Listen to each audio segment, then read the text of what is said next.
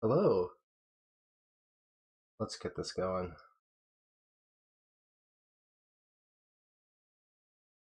So I have a routine that one of the things I get done in the afternoon is I take a walk for daily exercise. And I think I might be allergic to the outdoors or something. Because when I return to start my stream, I always feel like I have to fucking blow my nose several times. I was fine earlier in the day, so whatever's out there in the outdoors don't like me. Maybe that's why I sneeze. You know how dads are really good at sneezing? My father sneezes like 12 times in a row. It's like a whole scene. It's like an event. It's like an ongoing chorus.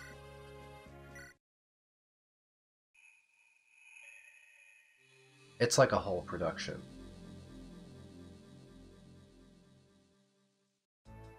Now, the thing going on with this chapter, besides this guy's broken sprite where he has green teeth when he talks and it's horrifying, is that we can only deploy 10, and one of those 10 needs to be a chest opener.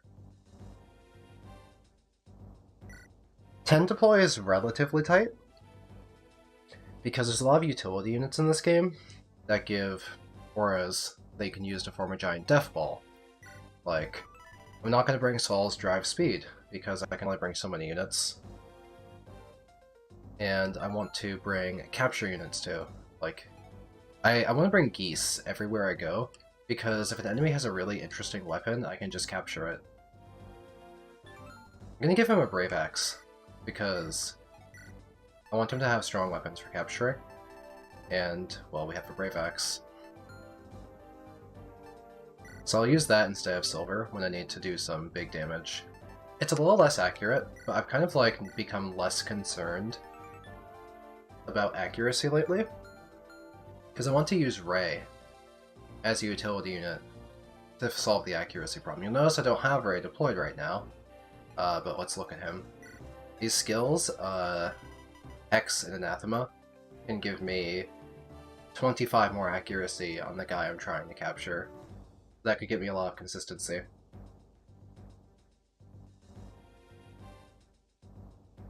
The other reason for training Ray is that, well, he doesn't do vanilla, he got hard mode bonuses in this, so he has pretty high stats. And knowing that Druid gains 3 chunky speed on promotion, I think we could really maybe do a Ray invest and get a unit that's like a reasonably bulky mage, as its starting bulk is okay, and also a fast and powerful one. I don't care that his magic is capped and I'll miss some if I grab a few levels. I want to get a couple points of speed, maybe some bulk. It's very easy to get magic in this game because you can always just give spirit dust to people. Why does Shaman look like this? It's a Ray-specific Shaman. The enemy Shamans don't look like this, but they gave Ray a really fancy sprite for whatever reason. Do we have a Flux?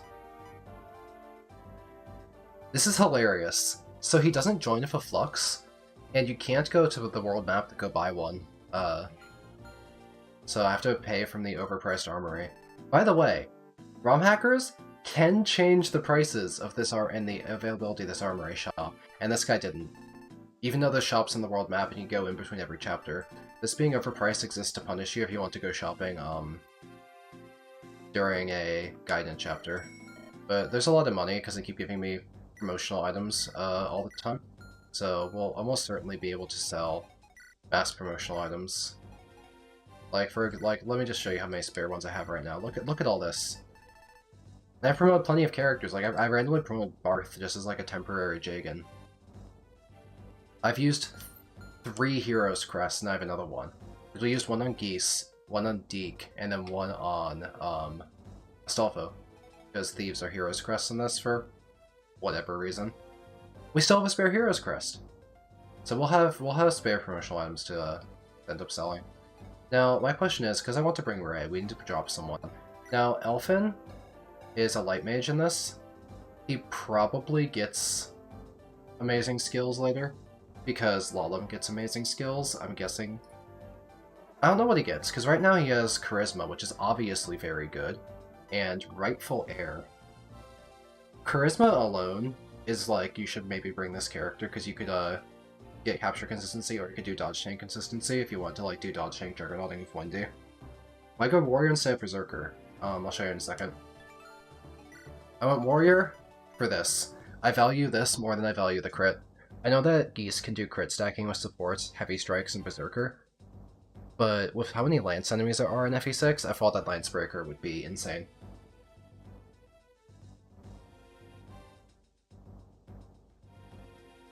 Hi, Depression. But yeah, I'm gonna basically pick one unit to drop so I can start training Ray.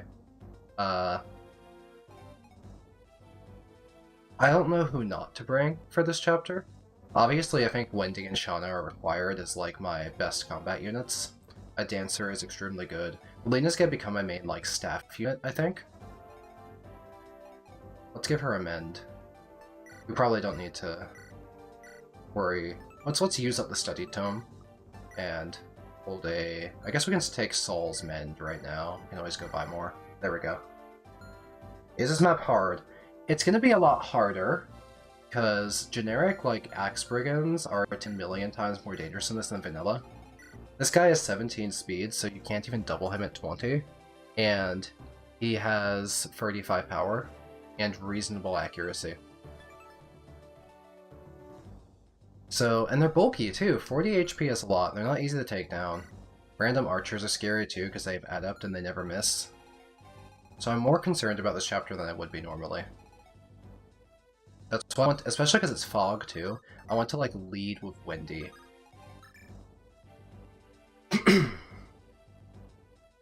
But yeah, I might focus on... I might train Elfin later, and I might bring Ray here. I definitely want to bring my capture bot in case there's anything cool to capture. I need a box opener, so that's Astolfo. That's why it's very hard to pick someone to drop right now. I'm going to go check in the ROM real quick what skills Elfin gets. I'm being spoiled on this because it determines whether I want to even train him in the first place or not. I just need to find what his class is. He has a unique Bard class, and that's not going to be somewhere in the usual class list. I'm going to have to scroll down and find wherever they put Bard. It's 37, found it. So Bard gets a luck % chance to take another action. They get Flare, have enemy resistance. It's a proc skill, it's boring. He gets Rally movement, but that's surprisingly less good than you think. It's only one tile of movement, it takes his whole turn, and then it's like much less crazy than like a Dancer or something. The main thing that Elfin gets at level 20 is he gets Night Tide, which is defense and res +5 to adjacent allies. That's like his main draw, I think, and the fact that he also has that, and he has Charisma, makes Elfin a very defensive character.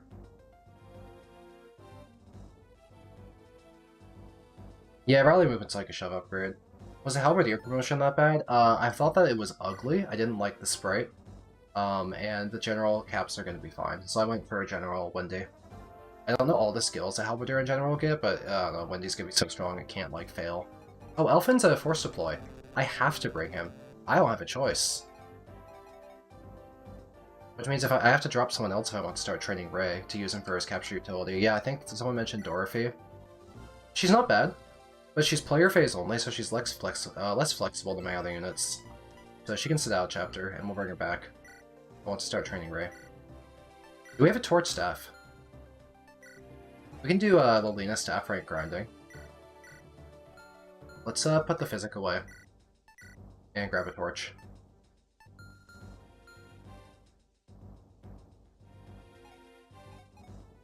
I think I'm set then, in terms of my my loadout. Maybe a fresh short spear on Shauna. What are my thoughts on the Romhack? I've been thinking recently about how the skill system. I understand the ideas that they wanted to make utility units have more value and encourage you to bring a wide variety of units. Like, for example, bringing Elfin for stuff like this. The problem was that all of these utility skills that encourage you to bring a wide variety of support units, so all these auras. So because your utility units need to be right next to your other units, you end up moving your units in the form of like a death ball, and you just like move your units in a really complicated clump as you advance through the maps, and it kind of makes the gameplay like really tedious to make it super optimal to have like auras on every single character. Because like everyone has auras, there's so many of these. They're on so many characters. So I'm not sure I like the implementation of the skill system. That sounds hilarious, Luigi.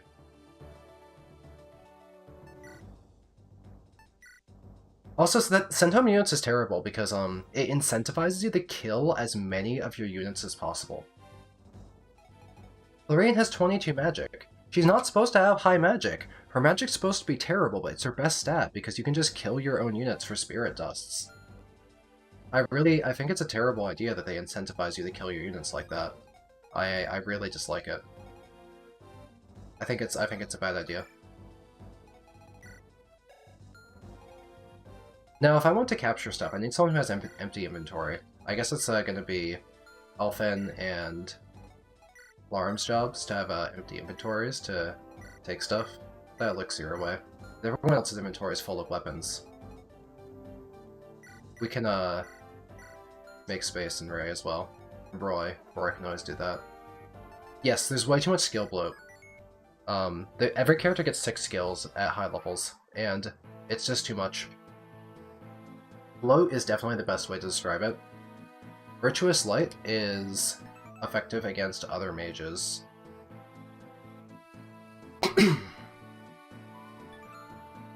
So, like, I think it's a shaman killer, but we haven't really used Elfin yet, but we can try and, like, start having him, like, chip stuff. Okay, so Ray hits pretty strong to begin with, and the Hermit Tome is pretty powerful. Yeah, class skills on generics is also an absolute mess in this. I really just like archers having adept for one. Sages also have a proc skill to do a bunch of extra damage randomly, and I think that's also a huge mistake. Because sages use boltings. Although maybe he removed the long-range magic, because when we did Chapter 12, there was, they removed the Eclipse and the Sleep. Presumably this guy's AI still just open the chests, and they're just hard to fight. They're like really high evasion. Yeah, Siege Glaciers procs are a little silly, I think, how I think about it. We definitely want to move someone up to kill the archer, because he is adept and we don't want to fight him. We can do some axe training on Wendy, I suppose. I need to give her an iron sword at some point too, so she can dodge tank effectively against X units.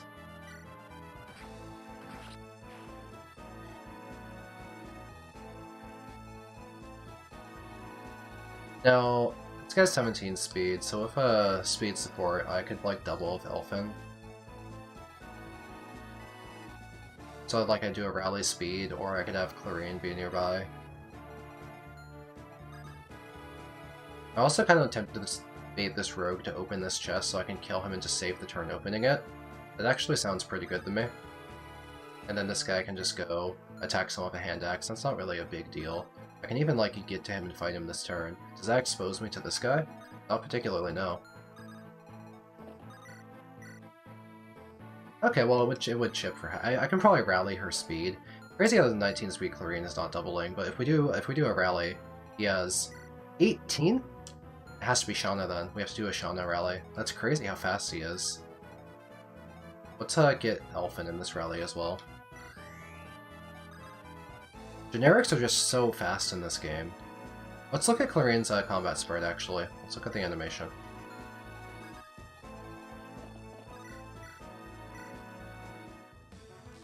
This is pretty vanilla. I don't like how the bandits have shirts. I think that makes them look worse.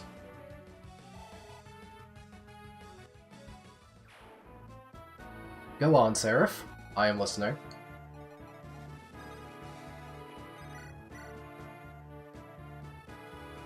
We'll do this, and we'll let Ray get the kill. Although if Ray attacks first, we can actually apply a lot of negative avoid to this guy, and make Elfin more likely. I want to see Ray's spray. This is a good spray. Actually, it's not animated very well. The standstill looks good. He only moves a few pixels of his arm though, so his animation's really boring compared to how like really good the pose and the coloring is. Seraph, that's exactly what I would do though. I ranted about how I wanted Chap 1 Melina, and I don't remember who brought up Monklu, maybe it was you, but I wholeheartedly agreed with Monklu. It was not my like idea, but it sounded great. Old Harkin, nice. What the fuck is this animation? Is that one of the S-rank light tome animations? That's loose. Yeah, I thought so.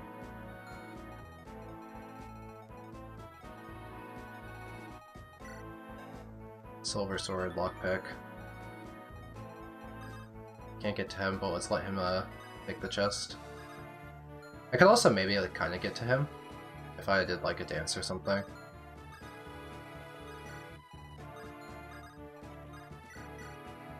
I just want to see the dance animation. This is probably the vanilla FE6 one.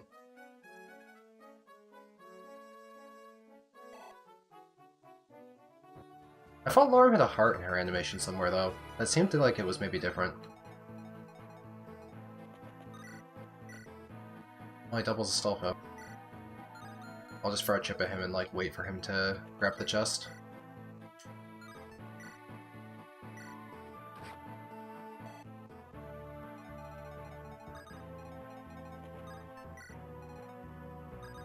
Durban's gonna be less threatening than the generic brigands. Yeah, true.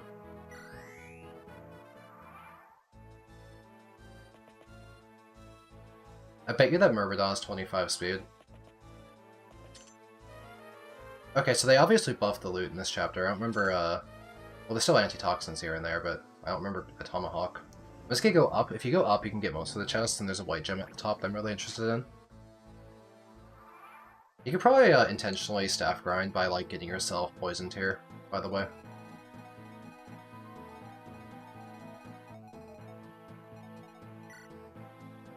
So I could get the Tomahawk, but I could just, like, go for everything if I have a way to capture him. It wouldn't be too hard to... I can't get, like, Hex on, but I can at least get... I don't know if it's Hex or Anathema, but I can get one of the accuracy down skills. Which one? What are they called? Okay, Hex is the adjacent one, and Anathema is the, one within range. How hard is that to capture? I should have had a Sword Reaver.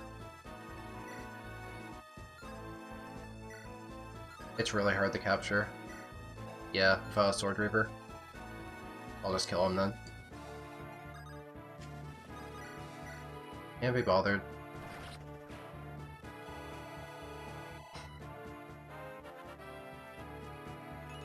Yeah, Ray massively increases your crit consistency.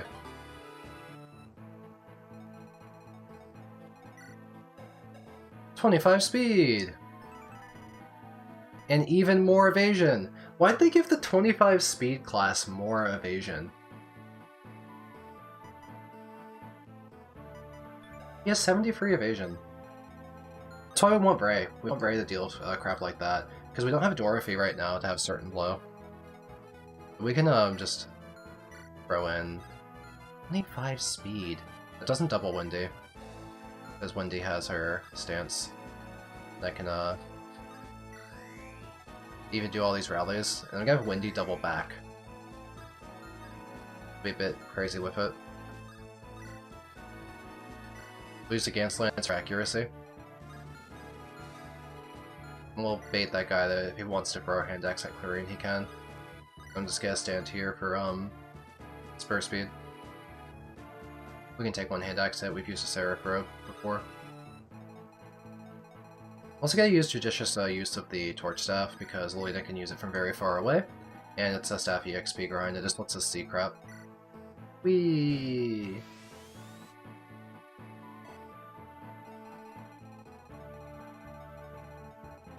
Just gonna keep my units together in a death ball too. I'm not gonna go for all the loot.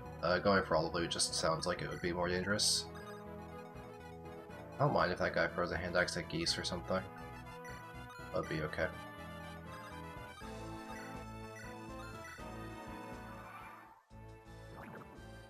So do I, Luigi.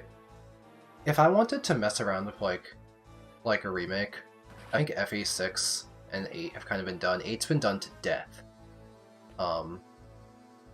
But 7, I feel like there's a lot of things in 7 that would be nice where you could just, like, either combine the route differences or make them extremely different. I think one thing that remakes don't do enough of is that they barely change the maps. There's one that was interesting for that, Sacred War in FE8 Remake, that actually changed like all the maps and it's, like, actually feels like a different experience. Too many games want to like just not like superficially change the game and just feel like they fixed it. It's kind of like how there's like very, very little map changes in this Romhack that Project Ember didn't do. Yeah, Sacred War I still didn't like more than the original because I thought a lot of it was really jank and really hard to... Yeah, problem is in Sacred War. There's so many invisible jank things promoted classes do in Sacred War, like heroes do like 3 times damage to wyverns, but there's no like effective damage flash, so you can just have like a Silver Axe hero just one-shot you and you had no idea that was coming. So I didn't like Sacred War. There was way too much jank. The class system.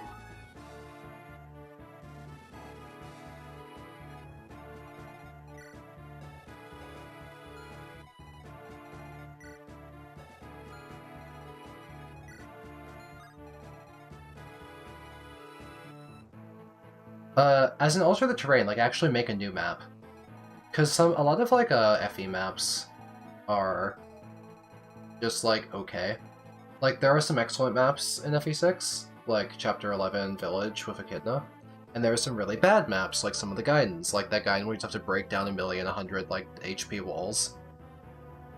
Literally just making new maps would be really cool. It's just higher effort, and not many people do it. Who do I want to give EXP to? Can Ray get EXP here? Not without a dance, but maybe Elfin could get a kill if we have a way to do a bit of chip. Okay, who can we do a little bit of chip with then? Maybe a Stealth can do a little bit of chip without killing with the knife, or a steel sword? Crazy when he doesn't double. He's an assassin, you just expect him to double and then he doesn't because you're playing this shit. Yeah, I don't like FE6 guidance. Okay, this is a good way to do some chip. And because I recruited Cath came with another knife, so I do have more knives on deck. And now we can kill Virtuous Light.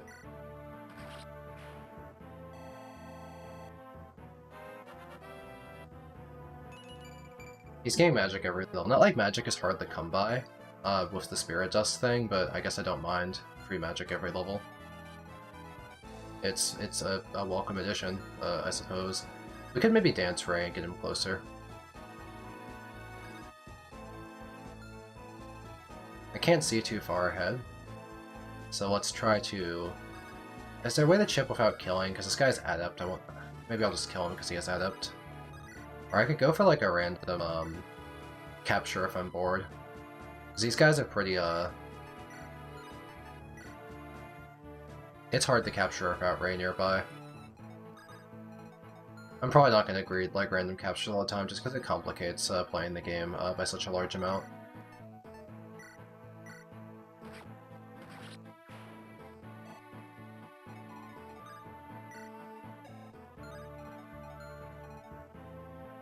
Also, Depression, it's you have to like manually set wall HP in the chapter editor, and when they import over the chapter, they may have just like not have accurately like, you know, changed the, even remembered to change the wall HP, so.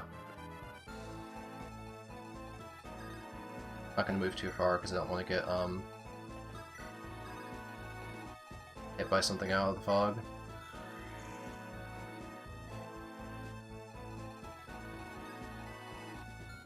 Yeah, Sake is obsessed with like ambush spawn ganking. They just fucking surprise you with like stuff coming out of random tents.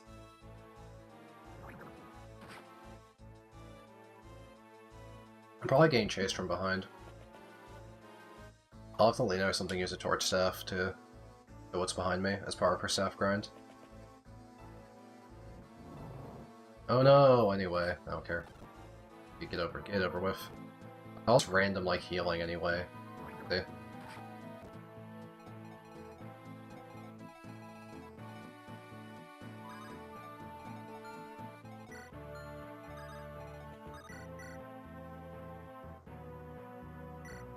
Doing this chip so I can get a kill with Ray.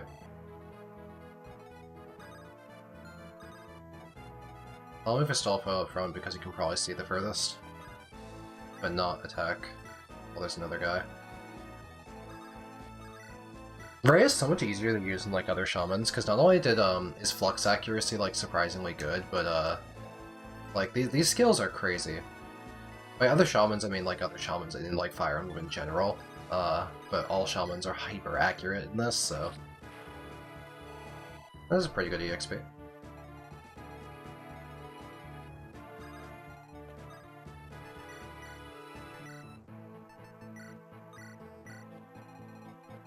Doing this so I see if there's any enemies creeping up behind me. Like this brigand might, I don't know.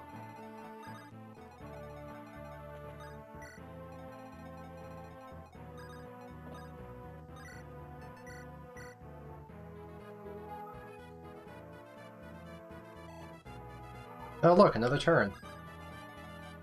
Power Staff is one of the skills of all time. Power Staff is something I would describe as a decision that they made.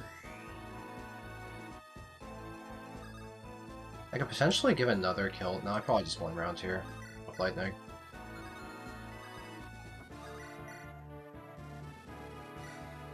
Oh, I was gonna do that chip there, and then Dance Ray, and then give him another kill, but that's okay. Windy gaining EXP is rarely a bad thing. We got res, we got speed, that's a level up, I don't mind.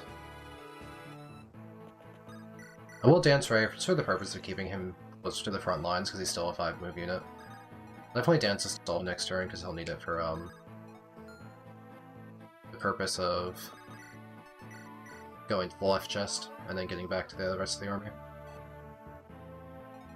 Not too close, I don't want any random thing to hit him, but a couple more tiles up. Because stuff is charging me from behind, but like slowly. Zanbato. I wonder if they buff the might. That thing is so bad in FE7. The FE7 longsword is like a 2x effect in this game, and it only has like 6 might, so it's weaker than like a silver sword. It's really heavy too. It's like such a dog shit weapon. So I definitely want to go to the left.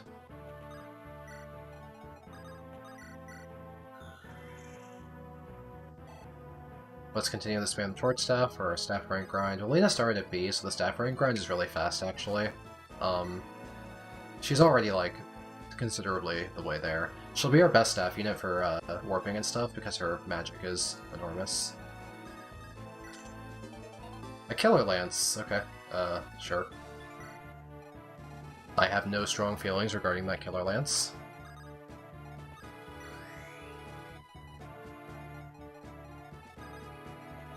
Now moving right here can give us accuracy on this guy. If we miss, we at least are giving an accuracy boost to the next person that go in. These 25 speed people. Ashana has Darting Blow, so she can actually, yeah. There's a way to actually take care of those guys. The 2x effectiveness feels so bad in every game that it's in. It's so limp, it's so lame. It feels like it hurts the player more than it helps the enemy. It's like your archers can't even kill Pegasi. Rebecca, like, can't kill the Pegasus Knights in, like, Hector Hard. It's like, what she's supposed to be there for. The Pegasus Knights in, like, the first several chapters, like, added the Hector Hard mode, and then Rebecca just literally cannot kill them. It's super embarrassing. It's a complete shit show. I keep trying to think that Elfin can dance, and then it's just like, oh yeah, no, it's not a dancer.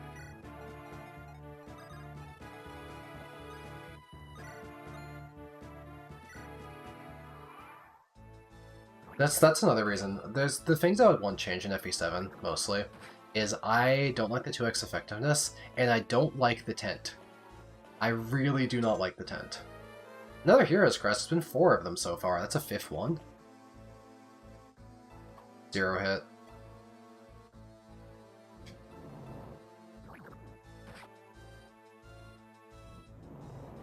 Yeah, no, archers just cannot stop the flying units in FE7.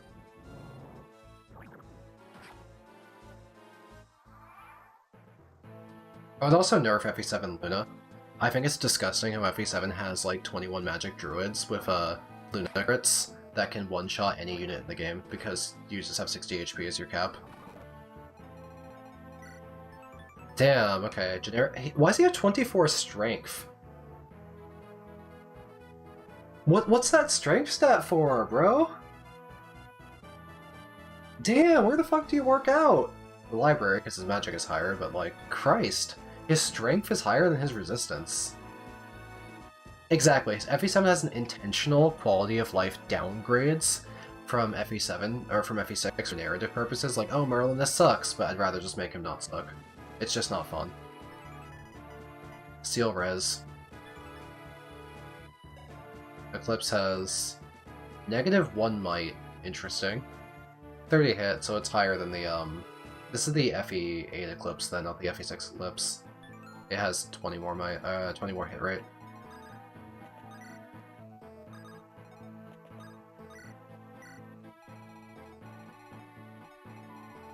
At some point, the enemies are just gonna have, like, cap stats, because, like, if level 1 enemies are this close to some of their caps, it won't take them very long to hit, like, caps as promoted enemies.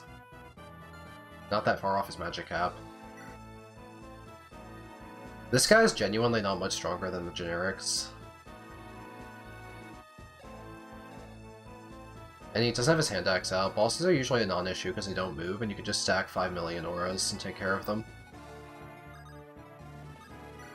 He didn't even have that many skills, he just had like the generic, like, Berserker skills. Another torch! Okay, they want you to have these. I don't feel bad about using the one I'm currently using. Yeah, he has heavy strikes and capture. It's funny how generics have capture. Well, this guy is adept, but like, I can just have Wendy be near him anyway. Wendy she has, and bajillion defense. It's like, complete non-issue. I'll just move a tile forward. Come here. And give her some buffs for kicks.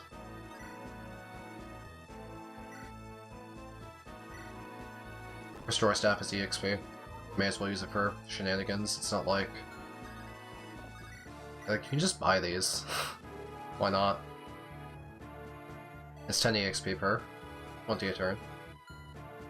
That's getting something done. Let's have Elfin give her more hit rate. Actually, if I have Ray and Elfin nearby, I can like anathema him from like free tiles and then like charisma, and mean that Wendy like cannot possibly miss.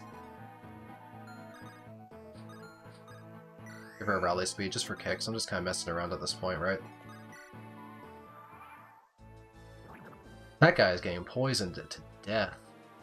And I'm just skipping through the turns. Watching all the poison animations and the gas fence going on takes a while, so just do speed up when it's doing that.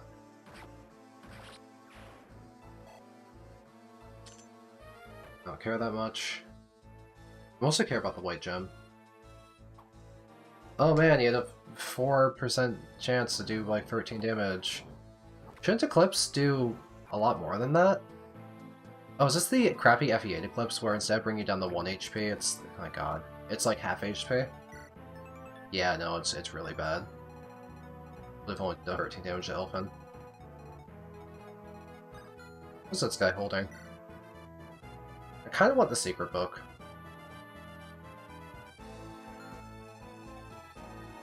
But honestly, if I miss it, I'll get over it, like, immediately. I actually don't really care that much.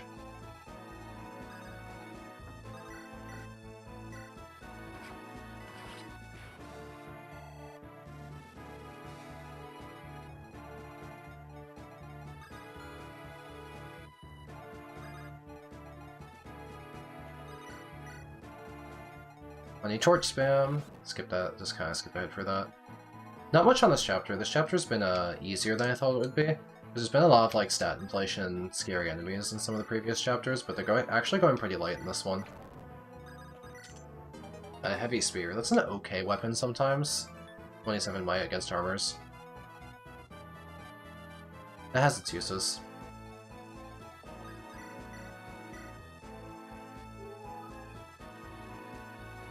Can't keep staff spamming for EXP just because, like, they're letting me. Kind of a why not thing.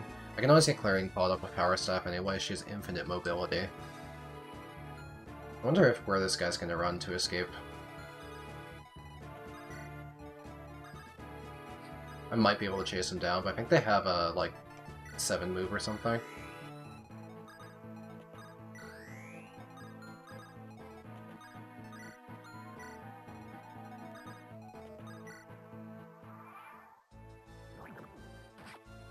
He's trying to die the poison before he escapes at this rate.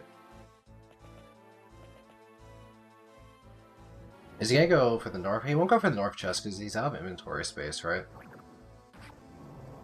He's straight up trying to die to environmental damage. Oh, he's stationary? Did they forget to add thief escape points to this chapter when they ported it over? The man's just standing there. I guess he's trying to get captured then. We could capture him. I have to get close up to capture, but I can actually do that this turn.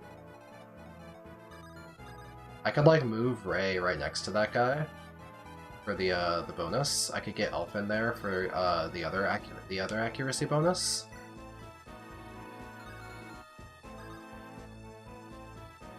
Like we can do this. But let's have Ray and Elfin team up to take out this guy real quick for EXP. Okay, what we missed, we'll have to find another way. Does that leave Alina to any danger? Doesn't look like danger, and I can always physic her with Clarine if I really need to. I'll give this kill to Elfin.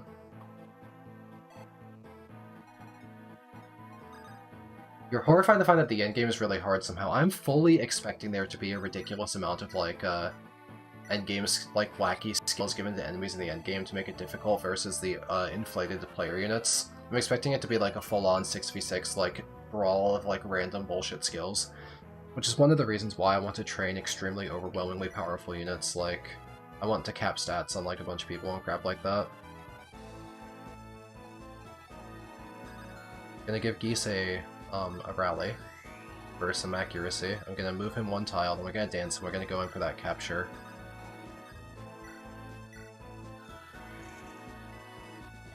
No, I'm expecting endgame will be overwhelmingly stupid.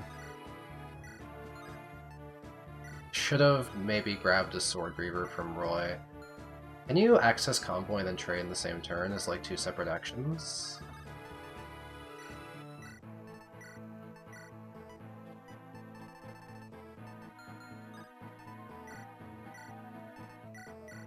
There we go, the Sword Reaver is something we need for capture consistency. That's a weapon I should not have put away. That's a good weapon. Now we're up to 91. That's pretty good. Okay, capture get. Now we can get a bunch of items off of that rogue. All of this is ours. Zanbato's still shit! Damn! They just didn't buff this thing, did they? I mean, did they? What's the FE6 Zanbato look like? It's such a bad weapon, I never thought about it. I'm gonna go look at stats, I have to go check. Who fucking knows what the Zanbato does? This weapon an ass. Since it was introduced. Yeah, this is the vanilla FE6 Zanbato. Damn, they really didn't buff it. That's crazy. So bad. I think the Armor Slayer got buffed too, that's a crazy thing, and this is the same.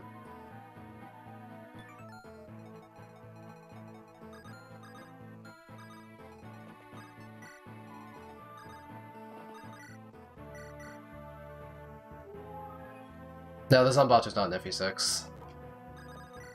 It's the Longsword in FE7 and the Zanbato in FE8, and it's just bad.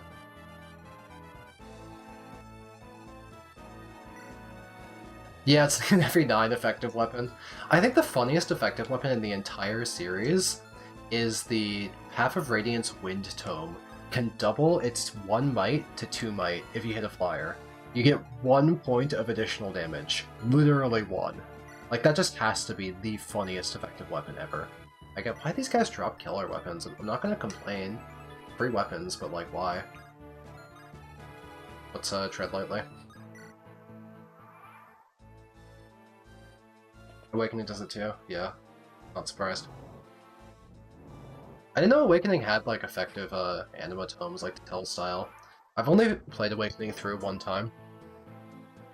I consider Awakening to be surprisingly similar to this Romhack. I think it's fundamentally just a silly video game in terms of like wacky skills and character balance. What I dislike about Awakening is how much it encourages snowballing the same unit, because the stat caps are very high and the EXP scaling is very generous. So you just get a lot of momentum on a small amount of units and turn them into infinite stat behemoths. I'm gonna put all of Roy's stuff away so I can then clean this guy out. Boom. Stuff. Oh yeah, then we can just put it away again. Whee!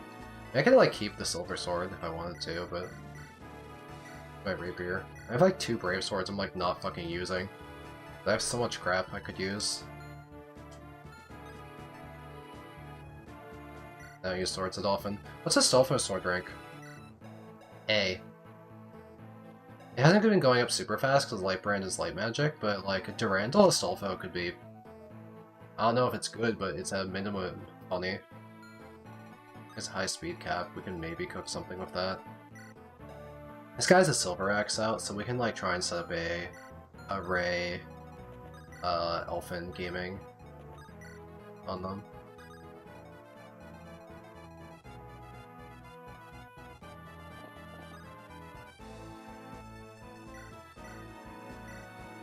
Playing Clarine, steal EXP off of taking and dropping that guy, because it's funny.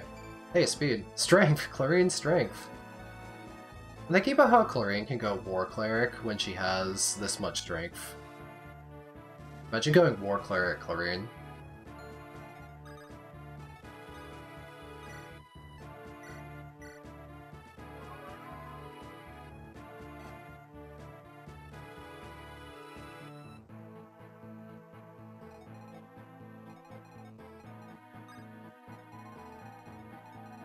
Unironically, I do not know the Wear Brave Sword joke. Is there just like no Brave Sword in FE6? I never noticed.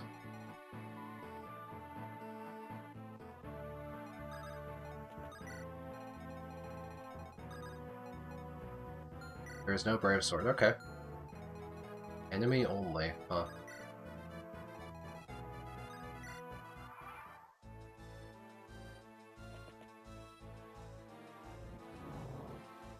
I wonder why they wouldn't give you a Fimbulpator when they're willing to give you 4 Blaze and 14x.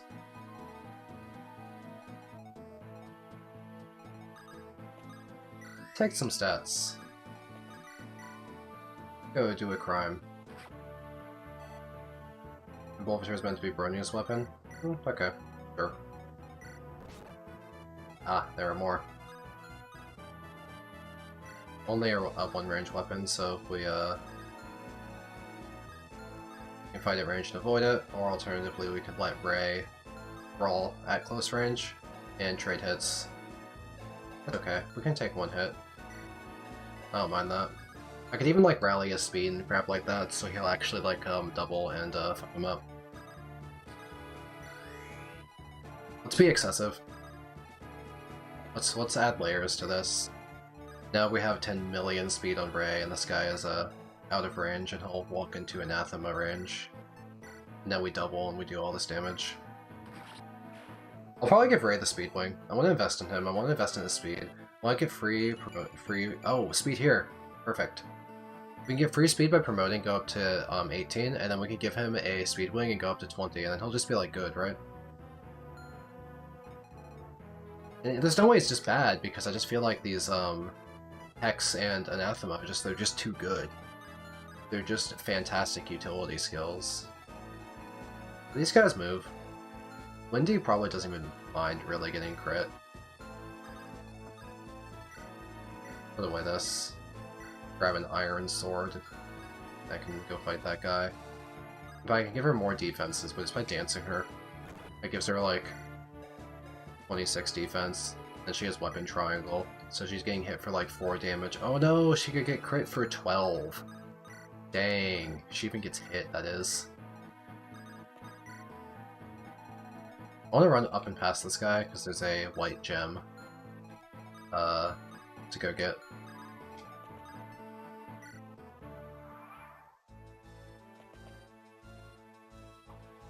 I don't really want to use Ray's strength stat though. Swords are just worse than dark magic. The only thing that Dark Knight would be good for if it gets interesting skills. I think it also gets like less speed on promotion. And Druid also gets stabs. I don't really need stabs on Ray that badly because I have Clarine. I have Lilina. Clarine has power staff, Lilina has like staff rank. So I could get away without stabs on Ray, but Druid just like looked better to me.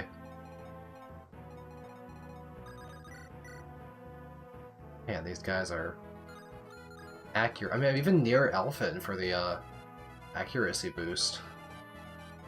Can give a little more accuracy. But it's still not like, even if I'm like close up, the Hermit Tome, it's still possible to miss and die, so I'll just like throw a Flux and see if I hit. I don't. Throw a Virtuous and see if I hit. I don't. Let's try Flux again. Oh, do we get a skill? Oh, remove. We've seen the Lane's Axe animation. Yeah, it's just kind of like Hector's. So if you don't know what remove is, I'll show you Alarm in a second. I think this can chain, by the way. This is exactly. This is just exactly as stupid as you think it is. It's just stupid. I don't know. And her luck growth is really high. I think remove is a ridiculous skill. A not serious skill. This guy never moved, did he? I guess he just is an unmoving unit, question mark. Anything threatening here? So if they don't move, I could just walk up.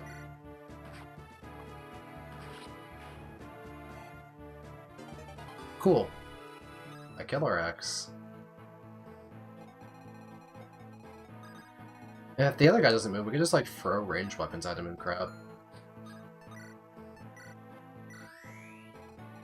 Another item to get down there. Doesn't look like there's really other enemies coming for us. This has been a pretty easy chapter. Oh. Huh. Dear lord, he was on fucking his last breath. Dude was like a full arm and a shoulder into death's door. Why'd he wait that long to use the elixir? Man was rationing. He was so... Why do they not escape when they have full inventories? You can just... They bring the loot to you. This guy is literally bringing me the loot. He got that blue gem a long time ago. He's just been fucking around doing literally what? Okay, yeah, no, keep bringing me loot, I guess. Question mark? White gem. Well, we can go try and capture that guy with geese and take all his stuff. Sounds good to me. Let's get Ray over for the accuracy. Ray plus a Sword Reaver should, he go keep walking up, or is he gonna stop at the chest? Where's he going? Yeah, I heard about the Armad's animation. This guy doesn't move. I can use him as, like, training for other characters, I guess. I don't think I could get 2 Armads, because Geese doesn't have high enough con. Because we gave the body ring to Shauna. Why is he stationary? What's with the Thief AI in this chapter? I thought getting all the loot was supposed to be a challenge. You'd have to, like, split up your units in the fog and take risks, and I just take all this stuff and stand still. Okay. I guess he's standing still now? And we can just kind of walk there?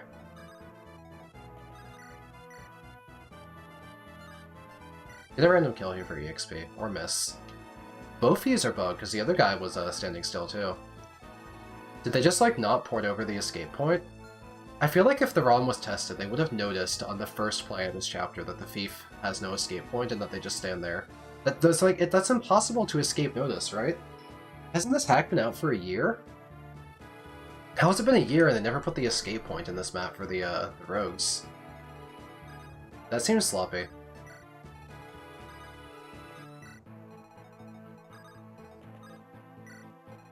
I'm the only one I know who did this, but I actually labeled the escape points in my Romhack and Blessed Heart.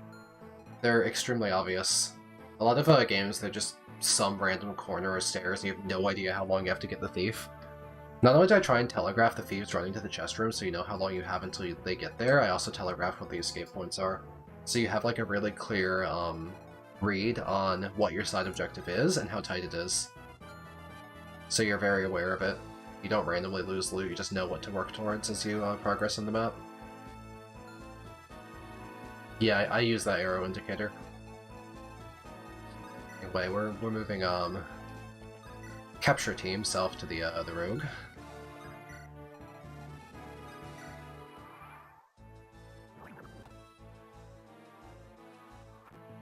I like how the vents don't spit unless like you stand in front of them. Like they have like motion detector alarms or something. Like they have like a sort of awareness to them. They know. We'll need elephant for accuracy. Come on, Ray, get this hit. You have all this accuracy now. Nice.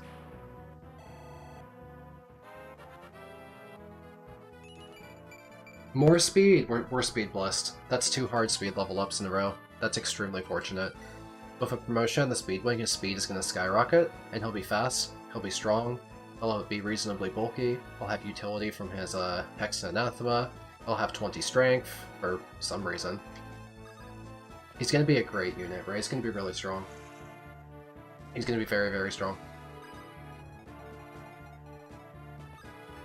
Where's Astolfo? I need him to open a chest. I forgot about him.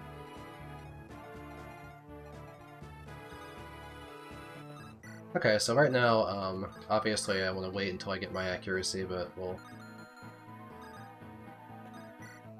get there.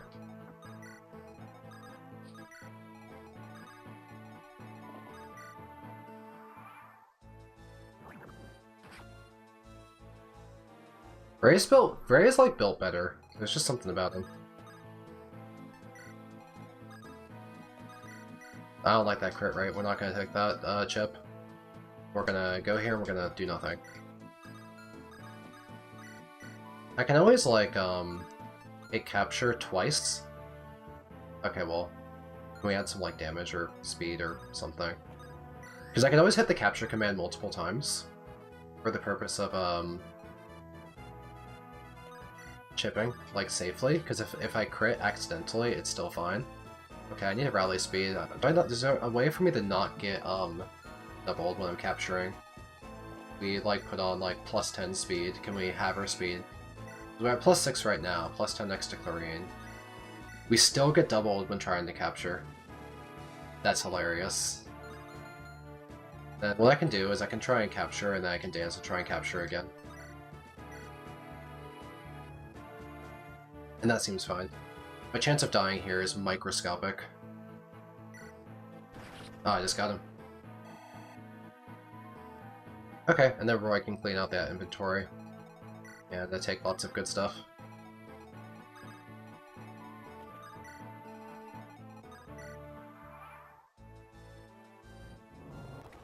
I should use up the torch staff like Elena's holding, because we have like a 4-use one in Convoy. We also picked a 10-use one, and it might even be purchasable. So let's get a little more staff EXP while I'm here. Speaking of staff EXP, I also have a million restore staffs. So. Oh yeah, she power staff, but we can give the heal to Lelena so she can get like A rank. She's already almost at A rank! Staff grinding's so easy in this! She'll be my warp staff unit. She'll be so good at it. Well, it has a higher magic cap than Clarine. Clarine caps magic in like 2 more. Lena caps magic like, I don't know, let's call that 28. Is that lower than the Sage cap? Did they lower Elena's magic cap? Because Elena has a magic cap of 30 in vanilla. That bar didn't look like it went to 30 to me. I accidentally ended turn, that's fine. Next turn.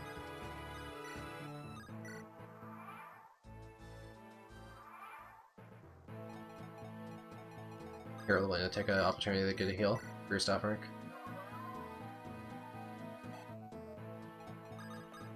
Trade. Bandit, take all the stuff. That's my 5th Hero's Crest, by the way. That's number 5.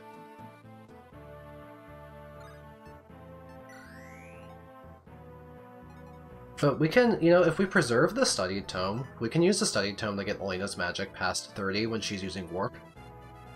And still be able to warp, like, as far as we need. We could do, like, warps in the Meltat and Apocalypse chapters just fine. We have the range. Is this guy worth capturing? You're boring. I'm going to kill him with Ray and Elfin. And maybe, like, let Shauna get the finishing blow, because he's, like, a promoted boss, and it's funny to give Shauna EXP, because bosses give a ton. She could get strength and defense and shit.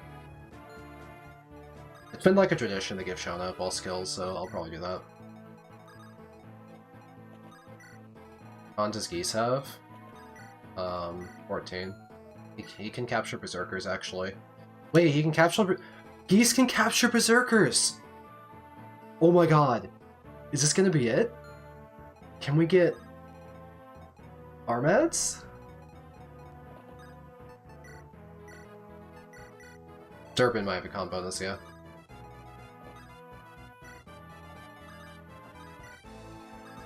I mean, we're about to find out in a couple seconds, so it's not like you need to look it up for me. We're just gonna... We're gonna learn. But yeah, I'm tempted to just see if, like, it would be really funny if, like, we could do something like Shauna one-rounding him with an iron sword, but that's probably not gonna happen. But we can, make her stronger with a support and a rally, and she's immediately hitting, like, a 16. And then if Lilina's nearby, we could hit more. Let's do a chip. She might kill. Honestly, I've decided to be unbothered if she kills. Whatever. She did. Lilina wanted that kill, I guess.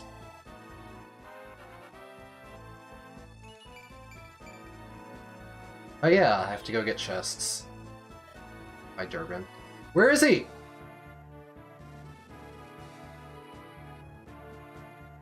Huh?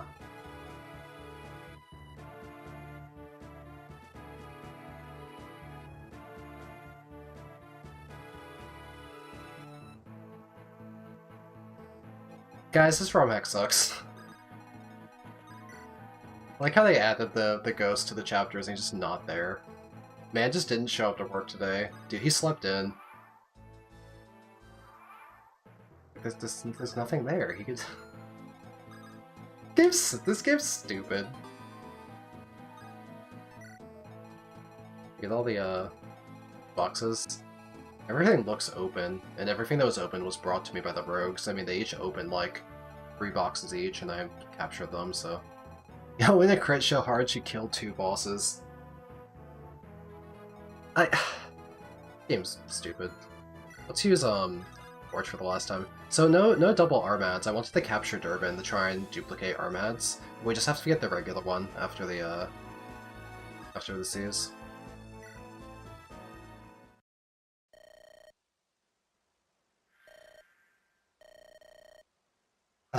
What human?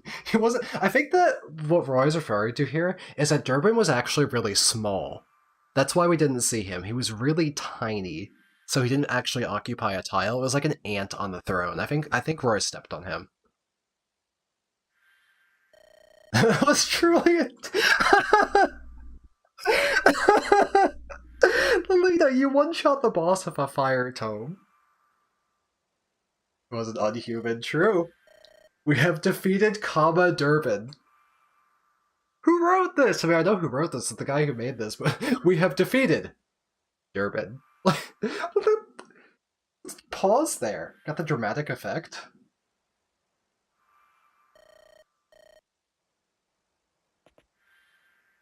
They used the wrong load event. This chapter is so untested. The thieves don't escape, and Durbin doesn't exist. Like, that's crazy. A ton of people have finished this hack. How has no one, like, called this guy the holy shit fix 12x? It doesn't work. The Berserker? The Berserker? There's, like, supposed to be another R. Like, it's Berserker, right? Like, it's S-E-R-K, Berserker? Durbin the Berserker. The Berserker. He's the Berserker.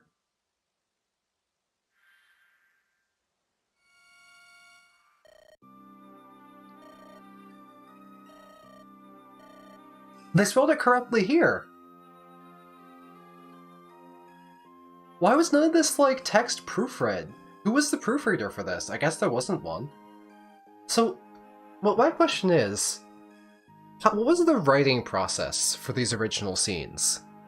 Because if you write into Microsoft Word, Google Docs, or any other, like, you know, word processing environment more complicated than Notepad, you get the auto spell check whining at you.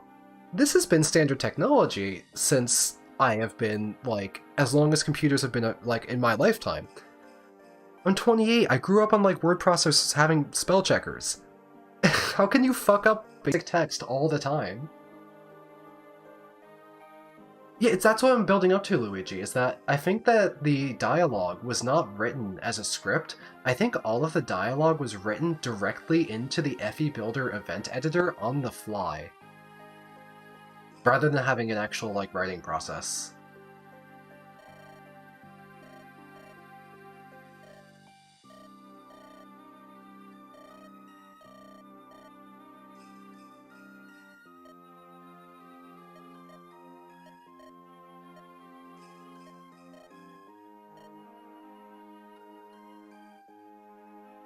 No, Seraph! I write everything in Google Docs. I did that for my ROM hacking when I made Blessed Heart, and for my video scripts as well. I write that in Google Docs. My script for, like, FE6 No Damage was really long, for example. It was like 30 pages on my Google Docs. It was crazy. Making scripted content is, like, actually kind of takes a while. People underestimate how much writing there is when you make YouTube videos like that, if you're not just talking off the top of the head. If you're actually doing, like, careful scripted dialogue where you kind of care about the words you say and, like, getting good value and punch out of your lines, you have to write. And that writing takes a long time.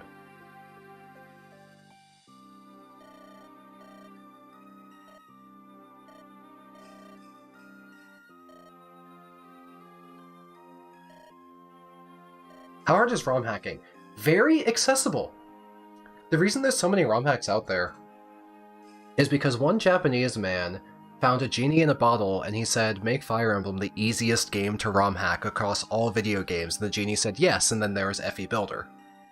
FE Builder is a little intimidating for, like, your first few times using it. The advanced control editor's button looks like an airplane cockpit, but it truly allows you to edit so much, so easily. It's the point of entry for ROM hacking is really low, actually. To actually create a full, complete, original campaign, of course, your barrier of entry goes up a lot because you need to be, like, a level designer, a writer, a character artist, like, you know, a gameplay tester, like a gameplay balancer. You end up having to wear, like, 6 different hats. I have worn all of these hats. It's a lot of skills to pick up. But if you're passionate about it, you can learn those skills, and because the barrier of entry is so low, you just go in and have some fun and see if you like it. Just download FE Builder and start editing, you know?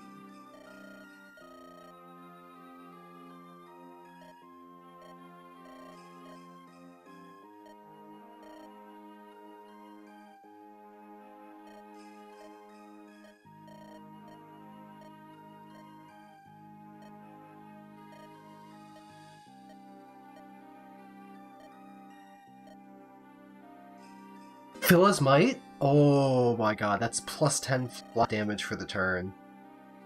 So I guess they're really trying to make you use Elfin, because Nini's Grace and Phila's Might are just completely cracked out rings. I was not expecting Phila's... I was expecting Phila's Might to be the last of the 4 rings. Second?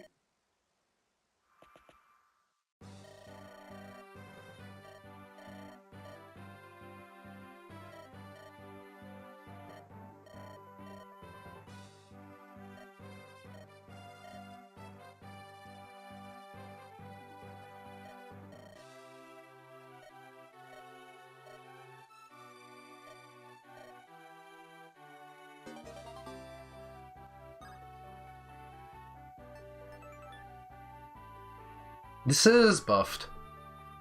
Armad's was already the most accurate axe in FE6, at 75 hit, it was super reliable. And they brought it up to 85 so it could keep its like accuracy trophy, I guess, although I think it's shared with the hatchet and loses to Devil Axe. But yeah, this is a buffed axe.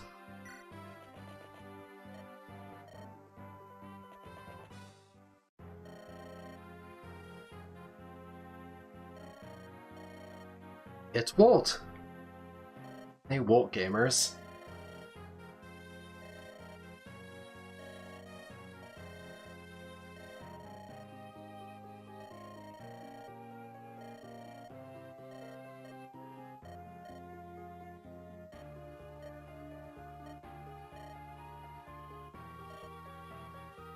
Wilderness, yeah, all the Merlist lines are just Walt. Oh yeah, send home units. For Spirit Dust. Do you have anyone we want to kill? I feel like we killed people going into 12. I feel like we're fine, right? I mean, I guess we can get rid of Chad, because we use Chad to recruit Ray. And I wouldn't deploy Chad to Arcadia to pick up Desert Loot, because I would deploy Kath, because she has higher movement than Chad. She has 7 move and better stats for picking up Desert Treasure. So that means that Chad is edible now, right? Any Chad enjoyers think that Chad lives? Or does he become a tasty meal?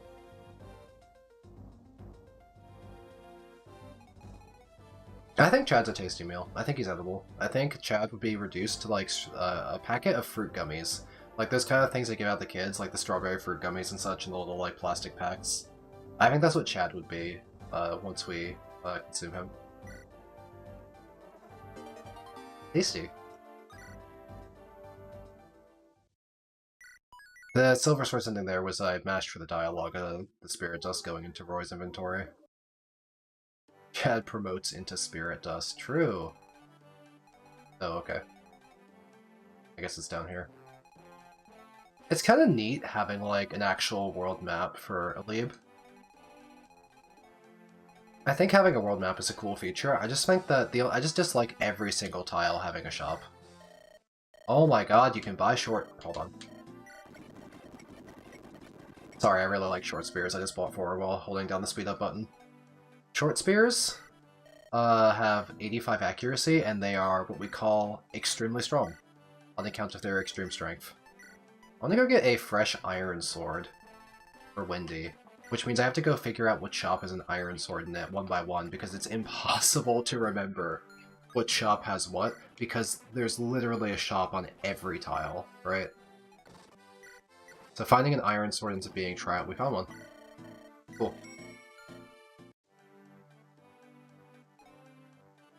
We're gonna give a fresh knife to Astolfo soon. We can use up this one, but Calf gave us another knife. Yeah, steel blades. I don't know about those. I feel like we're gonna be able to sell hero crests. Let's make some money real quick. Watch this. We have a red, blue, and a white gem. Jesus Christ. That's items. Let's make some money. And we are a little bit richer than we were previously. See you, Sarah. Thank you for hanging out. It's always fun when you're around.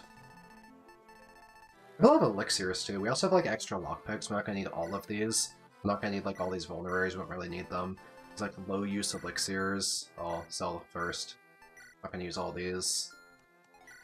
Only as monsters, yeah. That's why we have a Feathered Claw. We captured it off a monster experimentally. So, before you go, the last thing you can look at is my Feathered Claw, which I can't do anything with nor sell. Maybe Faye could use it.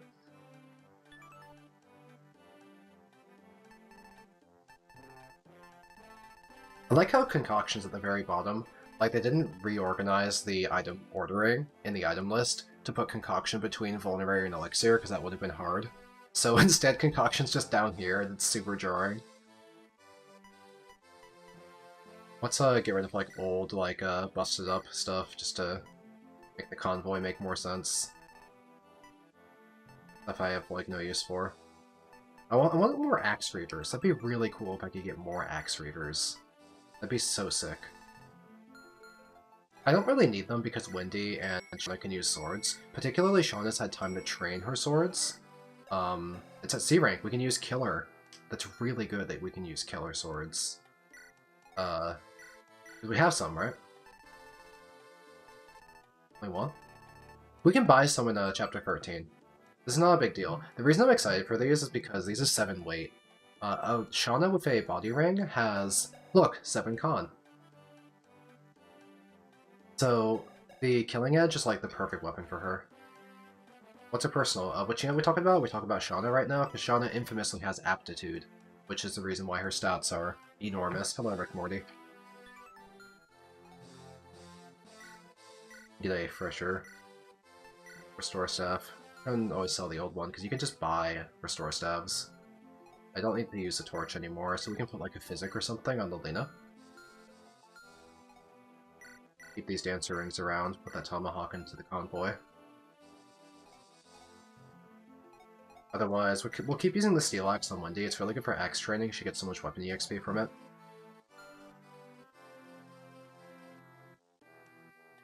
I'm thinking that I have had Geese use a hand axe so rarely, I don't need to be jealous about using up his flowing axe. We've kind of just like never really used it. So I'll just... If I need to hand axe something, I'll use it, because it's better to use it than not use it. Randomly is axe level. Next chapter, we'll get some Wolf Beetle kills, okay? I promise. We'll do some for kicks. Because I think that the Wolf Beetle probably gives 2 weapon EXP. Almost certainly, because rapiers typically do. So I think that...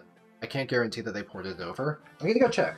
Let's just settle this and go into the item editor in the ROM real quick, and see if they gave Wolf Beetle 2 weapon EXP on hit. Steel Axe is a 2 on hit, like I thought. That's why Wendy is using 1. Now where's Wolf Beetle? Let's see, it has 3 weapon EXP per hit. Probably as a way to train Lena's axe rank. So if we give kills to the Lena with the Wolf Beetle, they'll be worth 6 weapon EXP. I actually really like that she has a way to train her axe rank, because I think that's really funny to give her armads, so sure, we'll do some Wolf Beetle kills. The reason it's used up and we have 0 axe rank is because we use them pre-promoted because she can use it before she gains axe rank, and that's kind of funny. Why can she use axes? It's funny. I actually like it. This is something I fully support that this ROM did. Of all the things in this hack I call ridiculous, unnecessary, or bloated, Lena using an axe is like one of my favorite parts. It's like not even like good, because her magic is much higher, but I think it just... there's just a little silly, kind of whimsical spirit to the Lena using axes that I appreciate. I don't think it detracts from the game. Do we want to promote right here? We could give him... either way, we want to give him the Speed Wing. Let's give him the Speed Wing. This is the unit we wanted to invest speed into, because he's really valuable for his utility auras for reducing enemy evasion. And then his stats are looking pretty high now. If we go to the Druid, we can get him to 21 speed. That's pretty good. I won't do it. Let's go. Let's get a guiding ring.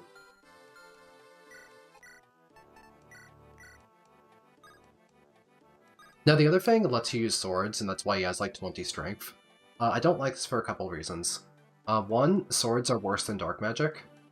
The sprite is horrifying to look at with the green and purple combination, is kind of jarring. And Druid gets stabs. I guess it's still green and purple, but it's like more limited. And you get like more speed in Druid. You get 3 when you promote, it's pretty high.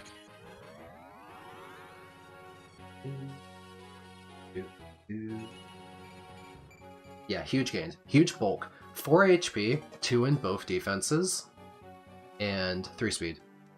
So Ray is now 21 speed. Hi Juniper, hello! We have this really good Anathema Hex unit now. Is Lena this? I think she is, yeah. I think there's like a second... my other guiding ring, right? I kind of was like maybe using, maybe not using Saul. Either way, I've been going through mend stabs, so we need to find another mend staff. Oh, we found one. Oh, that was easier than expected, wasn't it? It does lower crit dodge, you're correct! Very, very keen eye. Yes, it's on enemies. Every single enemy shaman has this. I've been horrified of them the entire time because of this.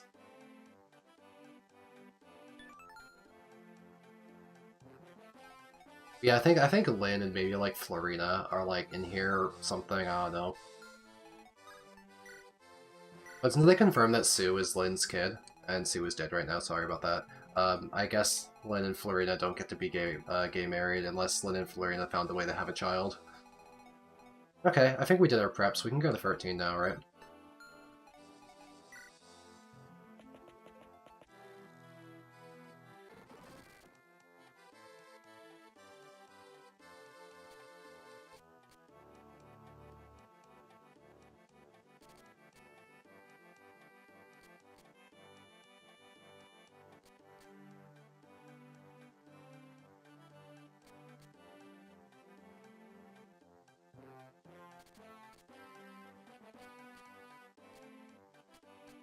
I'm just reading this to see, because they're like kind of really pushing the Etrurian court drama a lot in the rewrites in this hack, because there's a lot of like Cecilia mentions, like constantly. And she's like a character that has like the extra stuff on her because they apparently gave her a unique class. Lynn marries Raph in this? Okay. Can she marry Raph and Florina at the same time and be a bisexual queen? That woman. Me when I'm that woman. Are they doing the turn 1 thing? Okay. They look like they're doing this cutscene before the chapter starts instead of afterwards, right?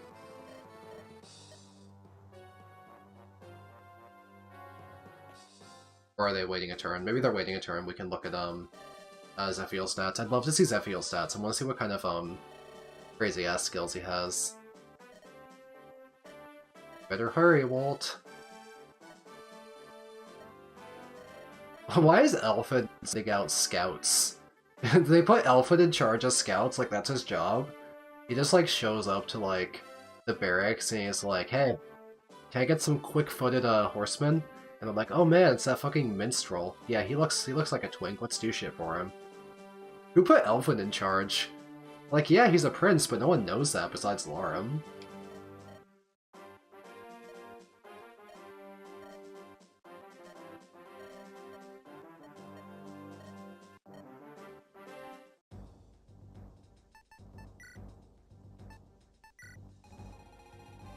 Zephiel, are you on the map? Oh, he's here! He has 81 HP. Cecilia's here too. We can preview a lot of characters. Yo!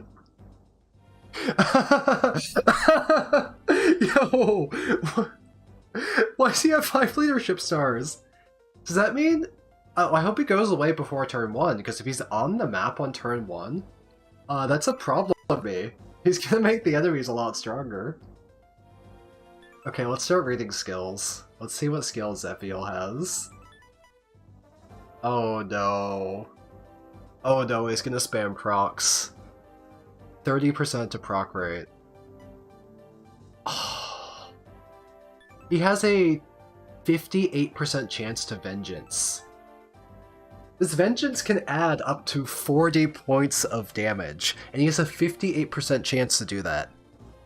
He has a better than coin flip chance to, like, instantly kill you.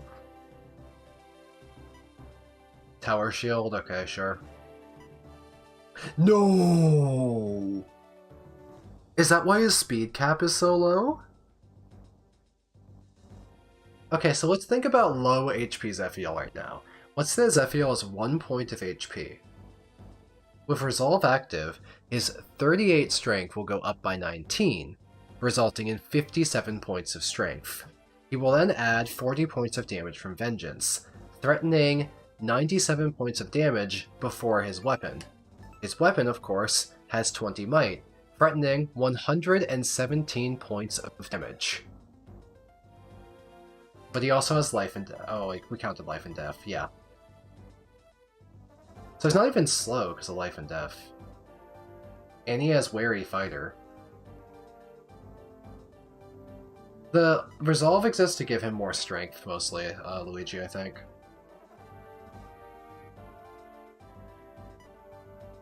Well, this is I like how he has 3 luck.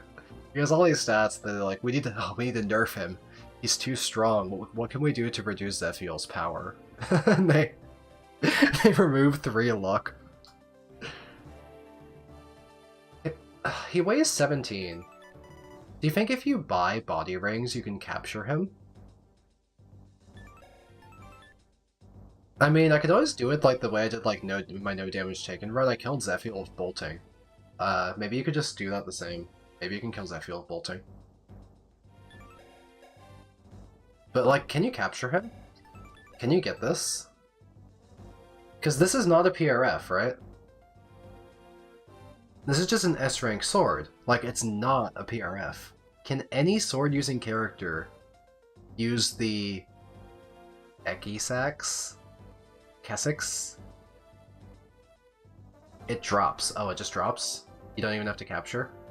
They want you to have this? Okay, well, that's reasonable. It's 17 weight, so I see why it's strong. Narshan has the Rune Axe, which is his rune sword, but a hell of a lot better, and also it's a PRF, so no one else can use it. If you capture this, it just ends up being useless. Delphi Shield, okay. Layer, Lightbrand. Tome of Order. Triangle Adept for the Anima Weapon Triangle? She's a light magic killer? When is that useful? When do you fight, like, enemy light magic users to where it's like, oh, thank god I had Triangle Adept. XX is how you pronounce it? Okay. What's the point of Triangle Adept for an anima? Either way, it's a air caliber that's stronger and really accurate, so that's good. She has better weapon ranks. Her staff rank is A. Her anima is A. She can use light if that's useful for anything. She glows. She has, like, a giant glowing aura. She has, like, Dragon Ball powering up in her animation there. She's like, oh, I can go Super Saiyan. She has 0 strength, so she doesn't lift. Let's check her... Wait. No! She has Gale Force! She can move again after attacking and defeating an enemy. What's a Mage General? It looks like it's a Cecilia-specific class that has Gale Force. She has Opportunist and Focus, so these look like the kind of like the Sage class skills, but she has Gale. Maybe this hack is Kino. I think you're just biased because you love FE girls with green hair, Juniper. It's literally Mage Knight. Surely this is the unique Mage Knight, though. Because there's no way... It's called Mage General. There's no way you can, like, promote, like, Lu into this. And all the Etruian Generals share a wacky skill. Look at Percival. Oh yeah, he's a Master Knight. All of them?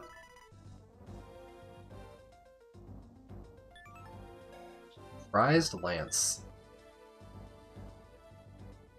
So he's an FE4 character. I was wondering why he had an FE4 sprite, and now that I'm looking at his Lance, yeah, he's just an FE4 character. He has Canto Plus. Canto Plus Gale Force. Man's got movement. He can use axes, which I guess Base Percival could. I don't know why I said that as if that was interesting. Is it just me? Or is the recoloring of Percival here really shit? Why is the light purple in this, like, his cape very, like, a saturated color? It has, like, a hue to it. It has some amount of vivid purple. And then the shadow tones on the cape, just, like, they went into the shadow dimension. The man was covered in squid ink. The printer ran out of ink for this guy. Where's the rest of the purple on his cape? Why is it, like, half purple? Why is the highlight color saturated and the rest is, like, black? This recolor is really bad. Why does everyone have a PRF? I don't know. Is this PRF from... Is this an Ember PRF? Does anyone know off the top of their head if this is an Ember, or if this is, like, a... Maybe, like, a Fae thing, or is this completely original?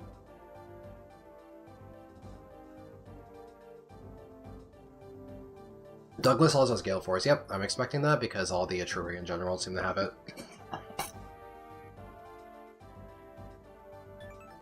It's from Fae. Yeah, any PRFs in this game that aren't from copied from Ember are copied from Fae, I've noticed. It'd be cool if he had, like, an original thought when designing weapons.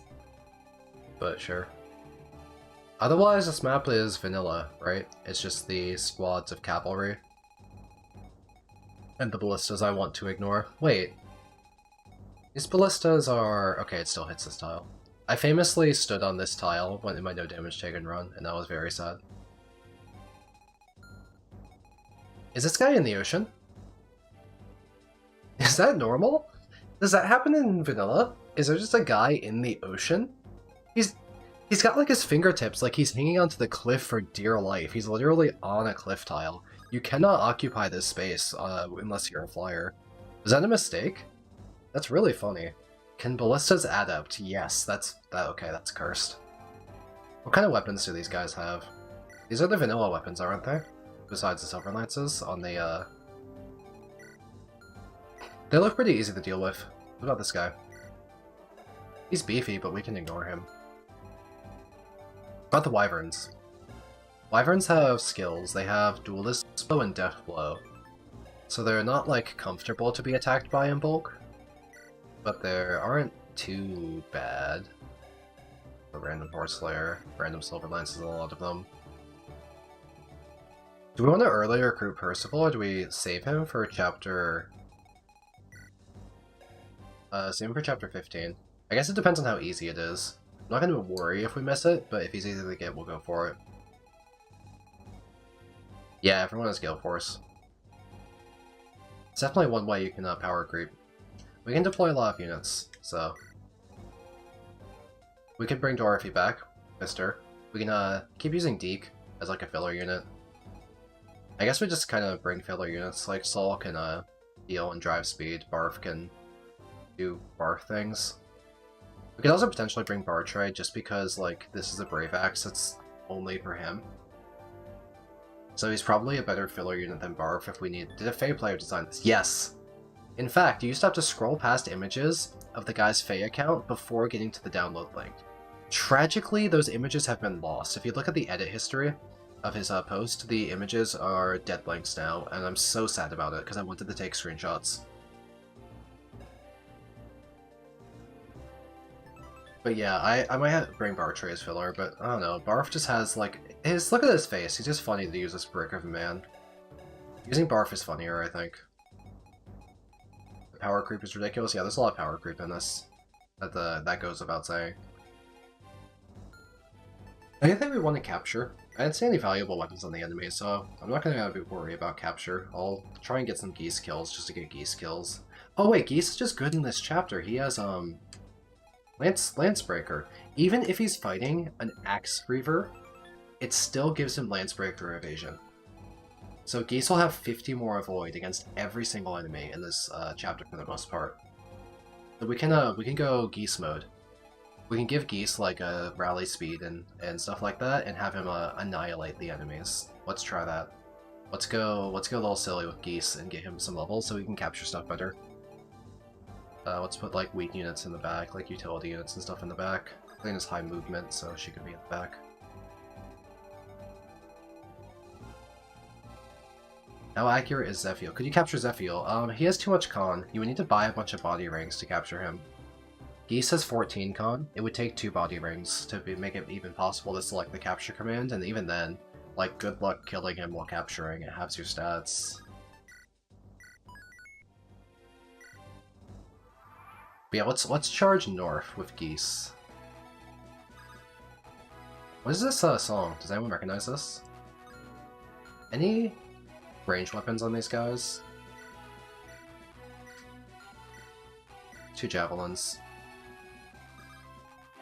Seems like a good time to use Geese's Flowing Axe. The song sounds wrong for some reason. I don't know how to describe what about this song sounds wrong to me. But it's not pleasant to my ears for some reason. I can't articulate why. Not well versed enough to be able to explain why I don't like this song.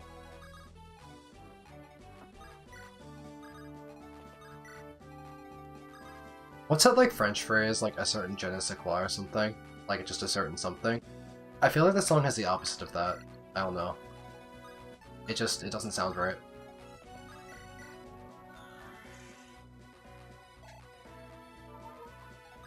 Oh hey, we got remove. So we can dance again.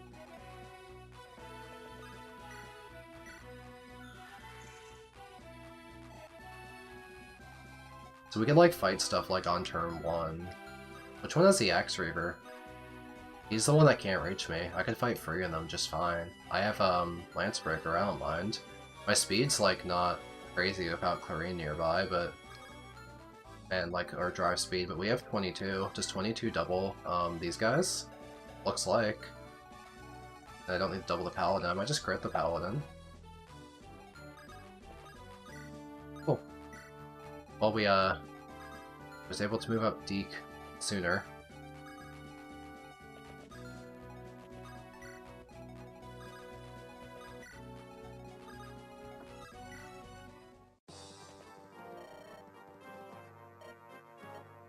Fuck her up!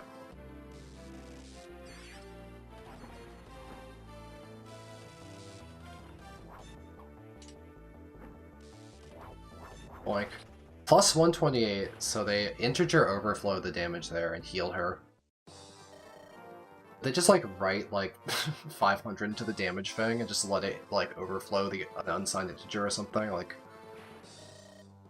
I don't know why there's a little symbol on the way button, Luna.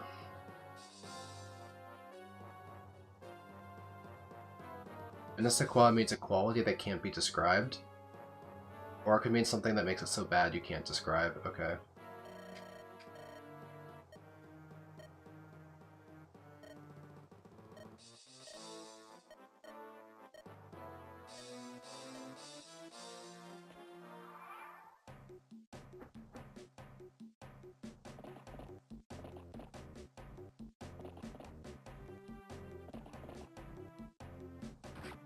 I think I still had a 42 hit rate? I thought I had Lance, it was just hitting me through my Lancebreaker? That's crazy. What was that guy's hit rate then? Oh, Lancebreaker be performing better than this. What about their hit rates? 36. They're surprisingly accurate still. Shit, Geese could have died there. I just expected Lancebreaker would have been... They don't have like all of... What about the Javelin? Javelin 23? Check what their accuracies are, I guess. I could always like stand next to units like Elfin for 10 more avoid.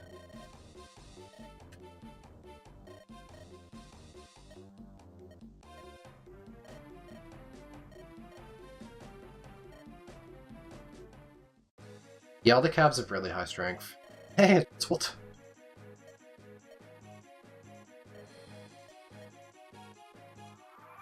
The leadership stars! That's why they were hitting me! 4, 2, 5, 11 leadership stars on the enemy side right now, giving them plus 55 to hit. That is enough to cancel Lancebreaker.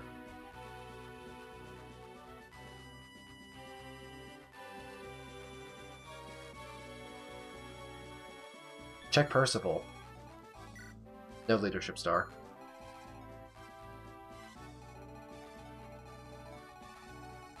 No wonder Geese took hits! I thought we were safe to fight. I even called it out before we did the chapter. I said, oh, turn 1 will be dangerous if Zephiel doesn't leave, and then I forgot.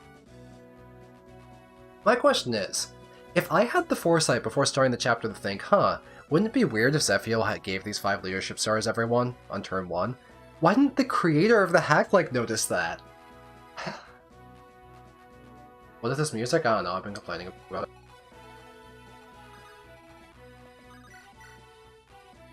Yeah, sure, I can... Bro, oh my god.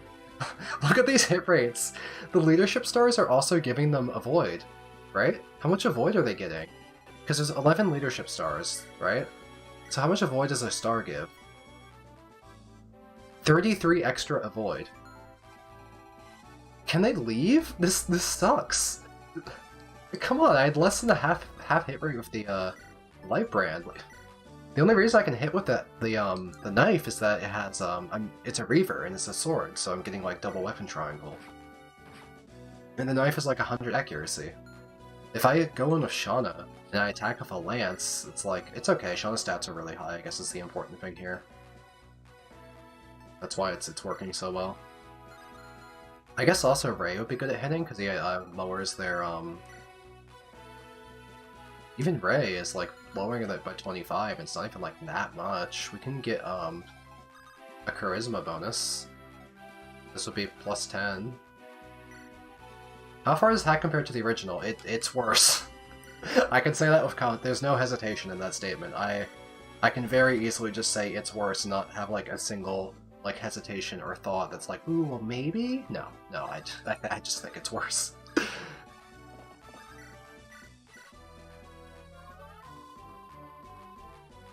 There's just a lot of heavy-handed changes where they didn't consider the implications. There's one that's been happening on turn 1 of this chapter right now, where the fact that Zephiel and Narshan are slowing around means that the enemies have 11 of these leadership stars. So on turn 1, the enemies were extremely dangerous because they have 11 of these, crap like that. It's just nonsense every chapter, all the time. It never ends. This guy's a killer Lance, and we cannot, even with Lance Breaker, we can't consistently dodge him. But we can throw our flowing axe at least, and maybe we'll crit. And we can always dance if we don't, and get a guaranteed kill. What's better than in the OG? Luna, I've been asked that question 3 or 4 times now, and I still don't know how to answer it because nothing comes to mind.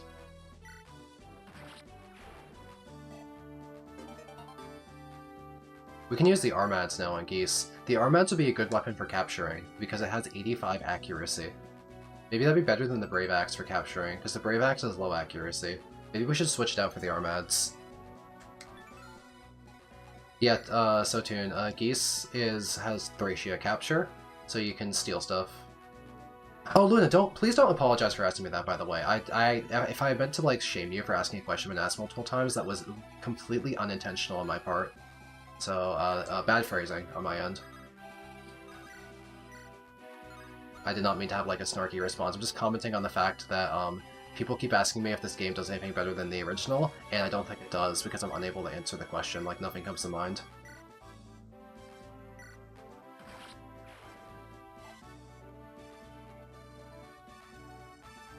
You've been watching the... You watched my SGDQ run from 2015? That was almost 9 years ago at this point. If anyone wants to see a 20-year-old me who looks like a baby, like a fetus, then you can Google SGDQ 2015 Wings of V, and you'll see me. I am like the most nervous, like little wreck of a human being in that chair, because there are 100,000 people watching me play a video game, and I was just completely still, like shaking, like my eyes wide open, dilated. I'm speaking at like 200 words a minute. The run actually went pretty well, by the way. It wasn't like super visible the hard things I accomplished in that run to people who weren't familiar with the game, because certain precise things in that game don't have a good visual feedback to those who aren't familiar with it. There is the game was called Wings of V. It was a precision platformer.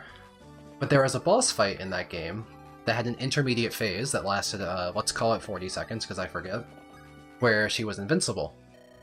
However, you could skip this phase by causing animations to overlap.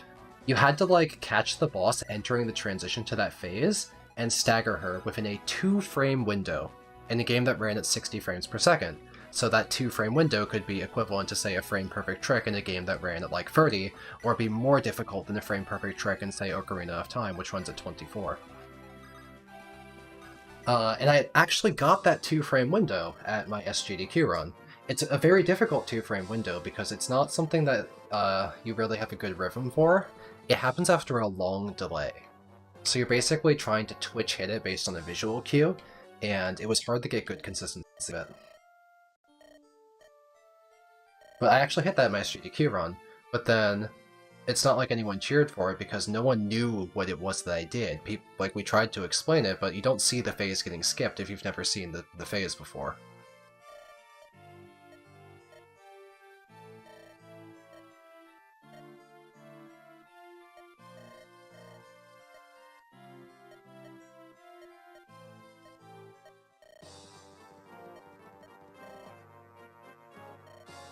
Is Merity gonna join me now? I wanna see what Merity's stats are like.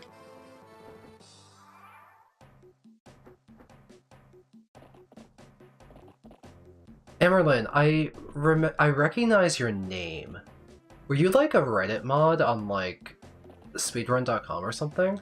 Did I meet you? I feel like I feel like I encountered your name when I was in the speedrunning scene.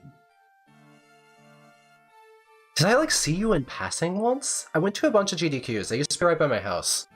Back when a GDQ was in Northern Virginia near the Dulles Airport, I would just drive there because it would be pretty close by. Also, previous Borderlands runner. Okay. So, I've seen your name before. I may have just seen it because you're a Reddit mod, but I feel like I maybe watched something you've done once. I'm not sure. I think it's funny that I've been aware of your name ever so vaguely, and then you just kind of stumble in my stream like 8 years later. I'm not paying attention to what they're writing. I'm thinking about 8 years ago of my history in the speedrunning scene. I used to stream speedruns on Twitch, but I didn't have a good like mentality back then, and I kind of burnt myself out by being too harsh on myself. Is she promoted?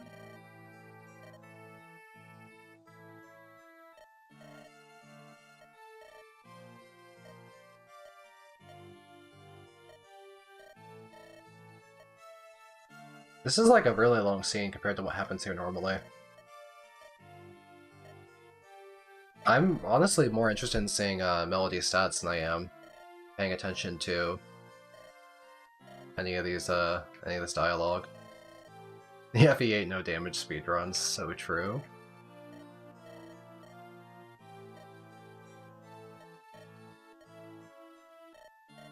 Guinevere? Wait, I'm getting Guinevere as a combatant? Is she a mage? Is she joining right now?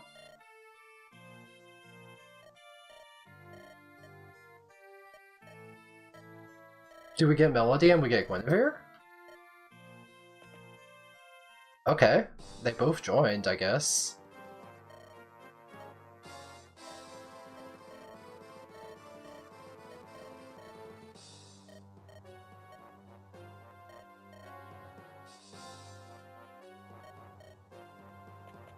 Is Combat Guinevere an Ember thing? I believe you.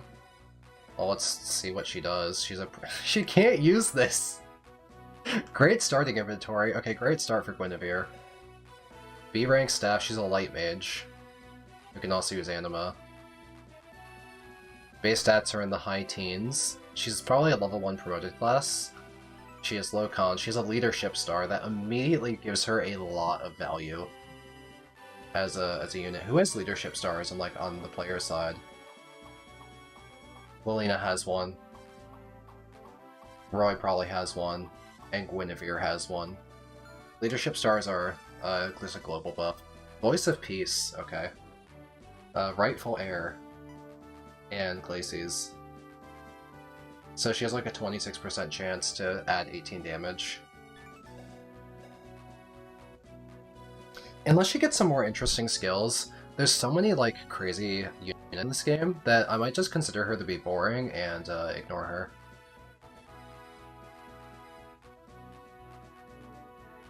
She'd have to get something like Whack AP Trainer. I just have too many units and too many projects to train, and the way that she looks, like, if she's good, just looks kind of generic. She can't be bad. She's certainly not bad, but I want to do, like, my mage and staff stuff with characters that have truly exemplary, unique skills. Like, Ray, for example, being able to reduce enemy evasion by 25 is really good. Molina's gonna be my prime staff unit, because she's already basically at A rank and will have crazy magic. Voice of Peace is kind of weak in terms of a lot of the aura skills, because you have to be near the enemies for it to work, not near your allies, and it's not like a huge value. I'm like not impressed by Guinevere's start, but I'll just for curiosity, because I'm probably not going to use her, I'm going to check her class and see if she has any interesting level up skills, because like we learned that Elfham and Larum have busted level up skills that make them kind of like obvious use characters. She gets Tome Fair, mostly. She gets Tome Range +1. Why? Okay, well I guess I want Guinevere to be good, because I mean tome range +1 is... I mean, no wonder Zephiel's 1-3 range on his XX, if they're gonna give 3 range to Guinevere. Yeah, you could like give her a Speedwing and just go crazy with her, I'm sure, but... And she has a leadership star. She's like an annoyingly good unit, actually. Yeah, there's a lot of Fey Brain Rot in the skills here. Are you promoting units early? Sometimes. It depends. Shauna promoted at 15 because her stats were already really high and she had a bunch of caps and she's still doing extremely good. Wendy got to like 19 though. How does Miracle work on this? If you're above half HP, you literally cannot die. It's not a proc skill, it's consistent. But yeah, Wendy was promoted like 19. Ray was promoted pretty early, but he had like hard mode bonuses. He's really strong, we gave him a Speedwing. Astolfo, I think we got a ton of levels on to try and scale him before promoting. Yeah, it's Engage Holdout. Miracle works like Engage Holdout. We haven't even looked at Merity yet. Is our animation supposed to do this? That's bugged, right? Like, this has to be bugged. She does it in this screen, too. That's a wiggly wyvern. God damn, slow down! Do the back and forth shuffle. Left. To the right. Take it back now, y'all. Like, base stats, she's pre-promoted. She's certainly got stats. She has 5 res. Well, what's her... Discipline. This does fucking nothing in this game. The weapon ranks are so trivial to raise. She already has pretty good weapon ranks, too. So Discipline as a personal is really, really, really boring. Wow, that's a really boring personal. Jesus Christ. She has Duelist Blow and, Death Blow. These are Wyvern standards. All Wyverns have these. They exist. Merity looks like she's a unit, but she's probably a lot worse than her vanilla one, because her skill is very generic in a game where I think that the really strong characters are going to be defined by really strong skills. And she just has nothing skill in that slot. I'm like, maybe Zeiss will be stronger. Like, what if Zeiss is an actual skill, right? So maybe I don't care about her. That's not pass. This is Kanto. All mounted units have Kanto taking up a skill slot, rather than being like a inherent implicit thing. Yeah, Dumpster Fire, I kind of agree. Yeah, Zeiss might have Paragon or Blossom or something, right? I'm thinking that Zeiss might, and I haven't looked it up, but I just have this vibe. There's like this aura. I'm looking in the future, I have like a crystal ball, I'm like a wizard with an orb, I'm like, it's Zeiss. Zeiss will be good. Zeiss also gets Discipline? Hey, Depression, leave the funny, at least leave the funny, things like that for later. That's really... Can't believe he also gets Discipline. This game sucks, maybe. Zeiss might need it. He has a really bad weapon rank in vanilla. I got distracted. We were playing a map at some point, weren't we? I think we were going to play the video game. Wendy is good to deal with archers and mages because she has mixed defenses and doesn't care about getting by add-up procs. So I'm gonna have Wendy just go in there with a short spear and fight. Let's have Geese charge forward. He's good against all of these lances. There's some swords, but any javelins. Okay, there's a lot of swords in this group actually, huh? Is this Percival's group or a different group? I guess this is Percival's group. Yeah, it's more fun to talk about this game than to play it. Do these guys have lances? Do we turn Geese around? There's an Axe Reaper there. Can I check Wyvern Lord skills to see whether Melody is unremarkable or not? Yeah, sure. I'll check it. Why not? We go into skill by class. Wyvern. Wyvern Lord gets, at level 5, plus 10 hit avoid if there are no nearby allies. Okay. Oh, they get Swordbreaker at 15, so that's like a good skill. Swordbreaker is a really good skill. So they do get something notable, but you have to train them a lot. Level 15 promoted is not a trivial benchmark to hit, but if you use them a crap ton, then you'll eventually get Swordbreaker, which I guess would be good against Zephiel. Have I ever played a good balance patch or remake? No. I have tried a few. The best one was Sacred War, and I still didn't like it more than the original. It just, the reason I like Sacred War of FE8 is because they actually redid maps and tried to make their own thing, but a lot of their stuff was jank, so I didn't like it. And a lot of the, I didn't like Project Ember either, because I didn't like the game balance. I feel like the game feel was, like, weird to me. And, yeah, no, I just don't think I've liked a remake I've played more than I've liked vanilla. They usually try too hard to... I think there's, like, a human thing where people are a lot better at identifying problems than they are at coming up with solutions. So it's you get people who are convinced that they've identified all the problems of a game and that they can fix it, and I just play their fix and I don't actually like it.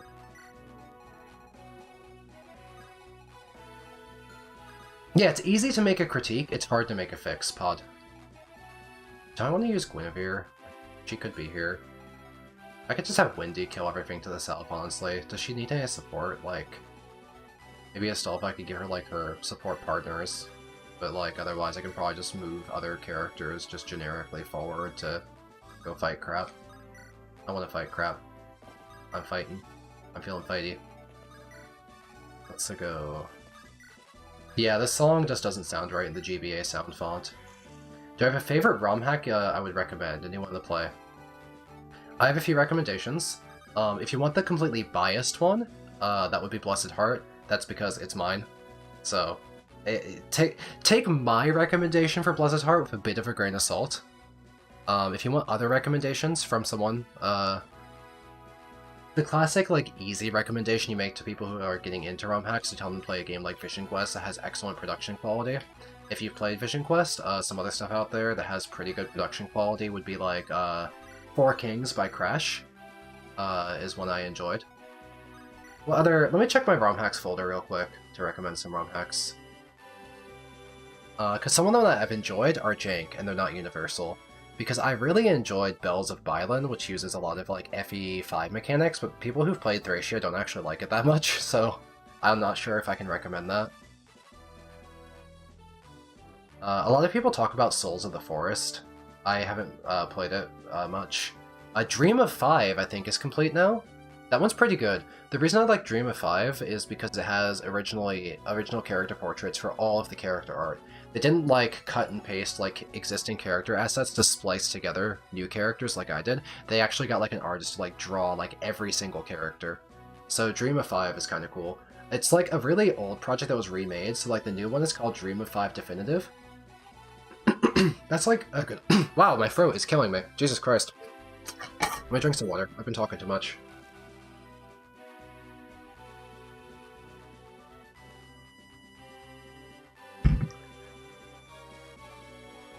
But yeah, I think that a reason I like to recommend Blessed Heart to people is not just the fact that, like, I made it, but because it's very palatable.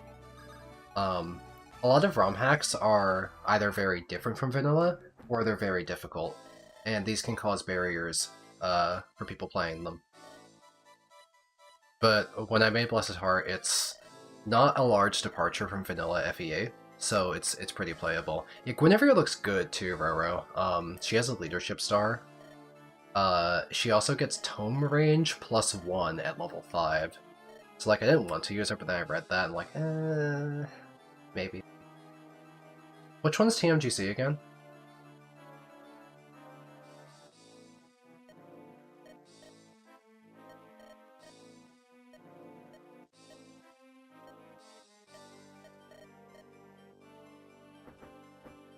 The Last Promise is like a piece of history.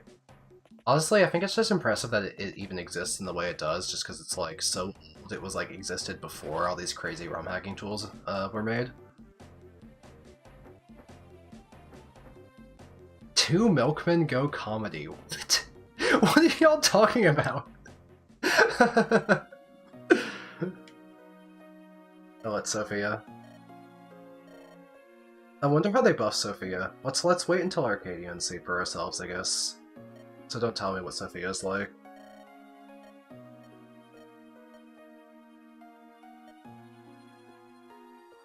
Damn, Cecilia, you're like a teacher. Arcadia's a geographical region. I won't tell you what it is. Maybe the desert's called Nabata, actually, so maybe she wouldn't know what arcade is. I'm trolling. The desert's called Nabata. Can we just have Windy just fight a million guys and just live and not worry about it? I want to do that. I don't feel like thinking right now. Maybe I'll, like, save the Paladin and, like, derange him, but I can stand here, have my short spear, be in, like, Lilina range. Is that a longbow? Whatever. Luna can get shot by a longbow, I guess. I'll send, like, a healer in case we need some support, and one other unit or so, I don't know. Let's move other people forward. I guess there's wyverns coming for me. He has a silver lance out, so it's probably better than not get hit, so we can player phase, so we can just, like, kind of skirt the, What makes a good remake? I think what would make a good remake to me is that it actually is, it's less about subjective game design decisions for me, and more about the overall, like, production quality of it. If a remake feels like jank or poorly made, I'm likely to dislike it compared to the original. It's not like the only thing I value, like Project Ember is very well made, it's just like, I don't like the gameplay elements, but like, I definitely respect Project Ember a lot. They did a lot of hard work on it, and a lot of their recolors look fantastic. Like, all of these map recolors used in this hack we're playing right now are just Ember rips, and I think Ember did a really cool job with some of their character recolors and map redesigns and such. So I respect Ember. I didn't have fun with it, but I respect it, at least.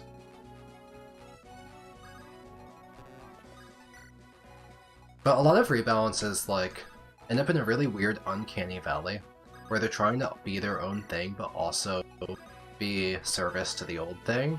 You end up with a weird, like, uncanny effect, where the game just... Does she only have 5 move? She has 6, I was supposed to hit terrain. They often feel like both, like, not something you're familiar with, but also something you're familiar with, and just feels like, ends up feeling wrong when something is kind of, like, both familiar and changed in the same way. Yeah, I think Ember has too many, personals as well.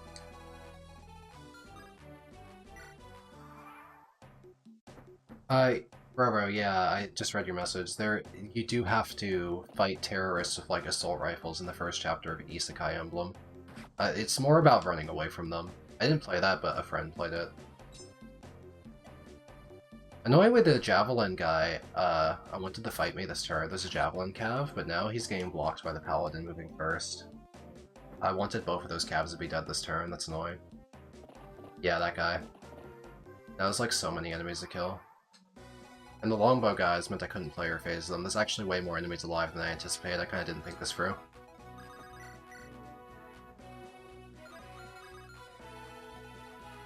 Now that I have not fought this through, what can we do about it?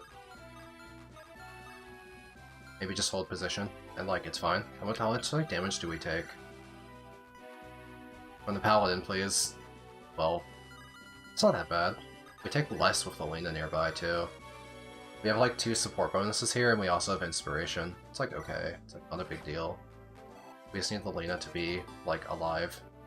She's gonna get shot by, like, 2 longbows. Which is a little annoying, I guess.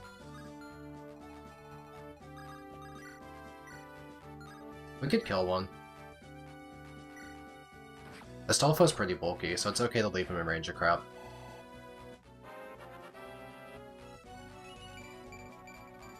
He gained more bulk as well.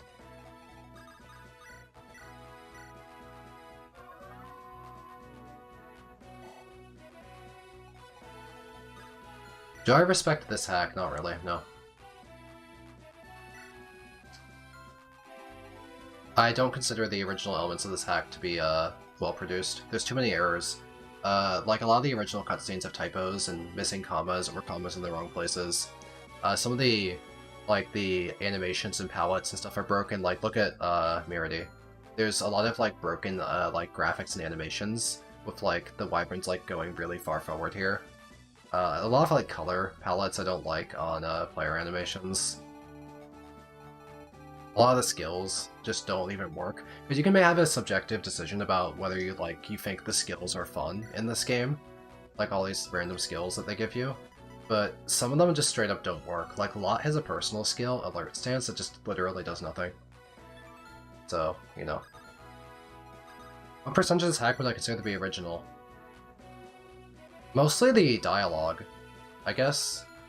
All those scenes of like Walt and Lelina and such are more original than others. Because the maps are either just like enemy placements from Ember or from Vanilla, and they just put on like a bunch of skills. The only real difference to the gameplay of the enemy formations of the maps has been giving them a bunch of silver weapons. That's been the main difference. So the maps haven't really been heavily redesigned or anything. These can double, but man, this guy's like hard to fight. Devil Axe. That's a beefy boy. What kind of defense do you have? Maybe Geese just isn't that strong.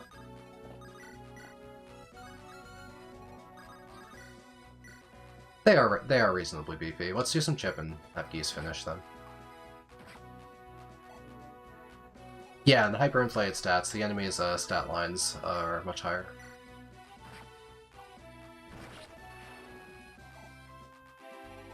Project Ember has 2 to 3 range bows, which is not in this.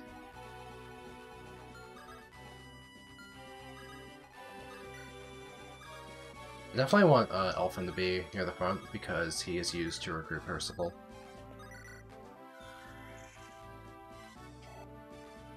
I could have just, you know, carried him there with a mounted unit, but thinking ahead has not been my strong suit because I am just kind of mindlessly playing this chapter by throwing my enemies at the, I mean, throwing my player units at the enemies without really having any thoughts or decisions. I'm just kind of not engaged by the gameplay right now.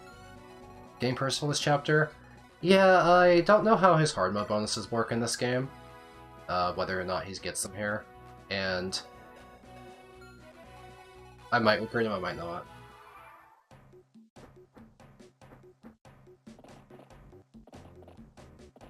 What did they do to Roy in this hack? He promotes at the end of chapter 16 or 16X, I think. Probably based on whether you know kill Douglas or not, and get the chapter.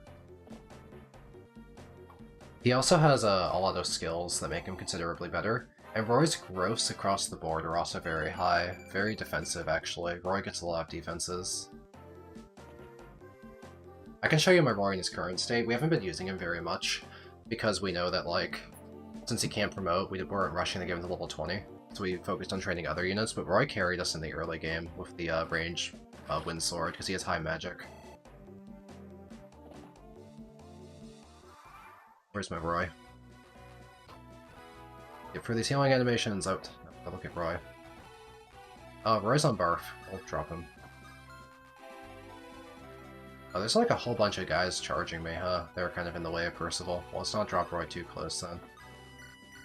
But yeah, Roy has, like, he gives damage to people and himself that he's nearby. He gets, like, every single stat higher when people attack him, and he can also rally, like, every single stat. Do you think a remake is worth creating? Yes. I just think that creating a good remake is very difficult. That's all. I think it's just a monumentally difficult task to tweak a game in a way that satisfies people who are fans of it without making them feel weird or disappointing them. But I also do not consider the original products, like the original games, to be perfect works. I consider them to have plenty of flaws, and I think there's a lot of room that you could improve things. For example, I really do like a lot of the Ember recolors of like map palettes and characters. There are plenty of things I do like that I would changes I would make myself. So I think there's value in making remakes. I just don't like most of them because I haven't enjoyed most remakes I've played. Very thick column of cavalry here. We might back slightly. Typically if they had lances, Geese could Lancebreaker and kind of fight them in mass pretty effectively. Shauna's a decent unit to throw at them, like Shauna with the short spear, but stuff like this Killing Edge is giving me pause. Yeah, Miss Emma is talking about how, like, remakes of FE6, in their attempt to fix the perceived flaws, change the feel of FE6 considerably. And the raising enemy hit rates typically helps the enemies more than it helps you. I mean, just look at my FE6 no damage video to see, like, how good it is that the enemies have steel weapons because you can play around them. You weren't going to use those weapons anyway because they're heavy. So when you try and, like, fix steel weapons by making them really accurate, like, let's go look at Wendy's steel axe, it definitely changes the feel of the game a lot because the enemies have, like, way more accuracy and now they're a lot harder to deal with, so it creates, like, a different style of the game that you didn't have previously. It's basically the idea is that there's rippling consequences when you change things to a video game, and it's hard to know what those are without, like, extremely good foresight. I just want stealthily to get the kill for really no reason at all, just kind of went up. And a lot of people make changes without really being aware of how those consequences will ripple out.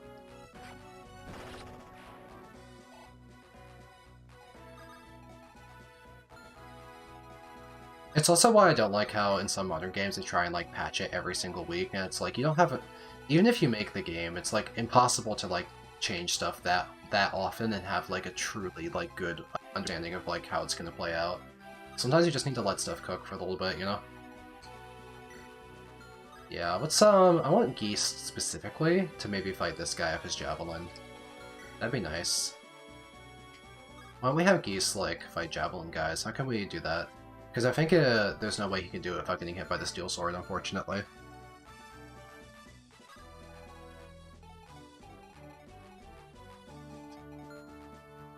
But I kind of want to fight this guy. He can go 1, 2, 3, 4, 5, 1, 2, hit, hit. Find Guinevere's tile then. If he gets hit by one steel sword, it's not like a big deal. We can maybe bait this guy to attack a different unit anyway, who's like weaker, like lower defense. Like maybe Elephant. He has 5 defense, but he can survive 1 hit from a javelin, right? This guy does not have a javelin. That might be a reasonable way we can, Does Elephant just die immediately if we do that, though? We can always, dance him with, like, Lalum to give him, like, 2 more defense to make sure he survives it.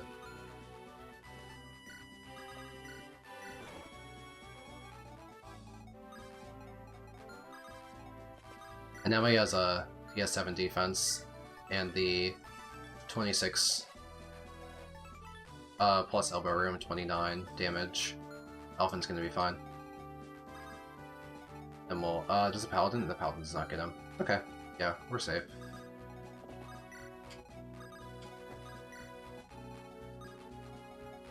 Oh, that guy might hit Guinevere. That's okay, I guess. It's like not a big deal. I'll go for Elephant anyway, I think. And one hit on Guinevere is like... It's not really game-changing. I'll rally speed for kicks, just to hit a button. Am I in fucking Ballista range? Interesting!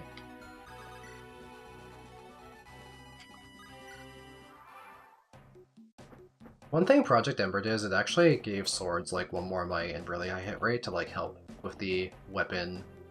comparative weapon balance in FE6.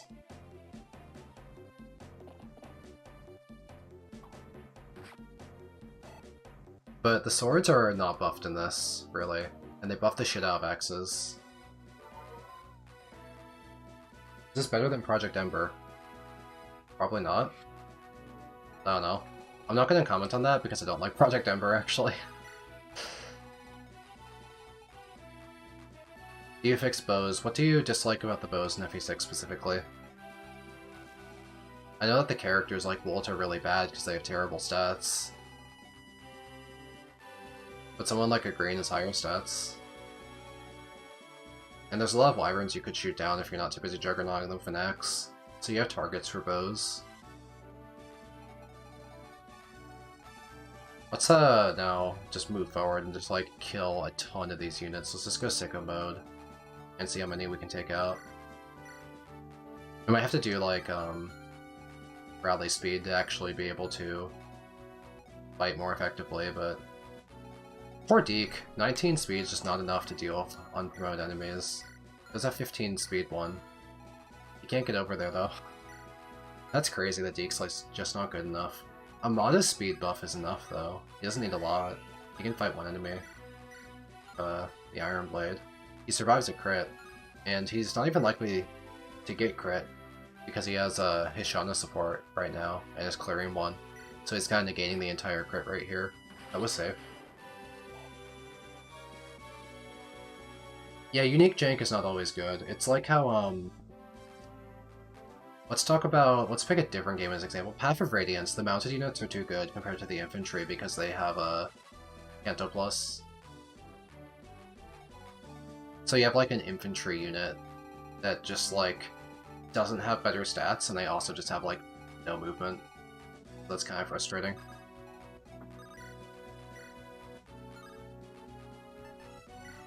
Hey, a barf kill. Yeah, because in FE6, enemies can be strong enough that you actually value the ability to chip something. I guess, when a lot of the time you otherwise wouldn't care about whether chipping something matters or not. I have a Horse Slayer on Shauna. I can fuck this guy up. Let's watch out for Ballista range. Yeah, let's do that. Boom. Boom. Big smacks. Take him out. Easy gaming. And I can move Geese forward pretty recklessly, because all those lances are pretty hopeless into him. I'm more worried about the swords, actually. I don't want someone like Valerian to be too far forward because she's not bulky, so she might be better closer in the back.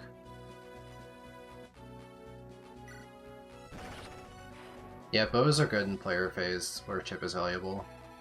FE7 bows are terrible. I hate them. They're bad. They're not fun.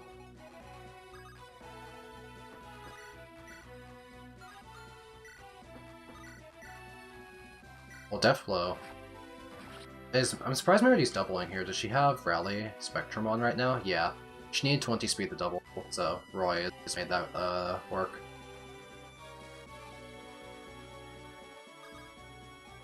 Can we get like a Elfin kill without leaving him in range of other enemies? Because this looks like a safe tile. It's not a kill though. He has 18 speed, didn't get the rally. If he was on Barf's space, he'd be able to. But Barf is in the way. Because he'd get a, if he was on Geese's space, he could do it. Because then he'd get the drive speed from Rain. We can like move up and body block for other characters. We have, we're not worried about the Wyverns because we have Lance Reaper. And now we can double, right? So that's an Elfin kill.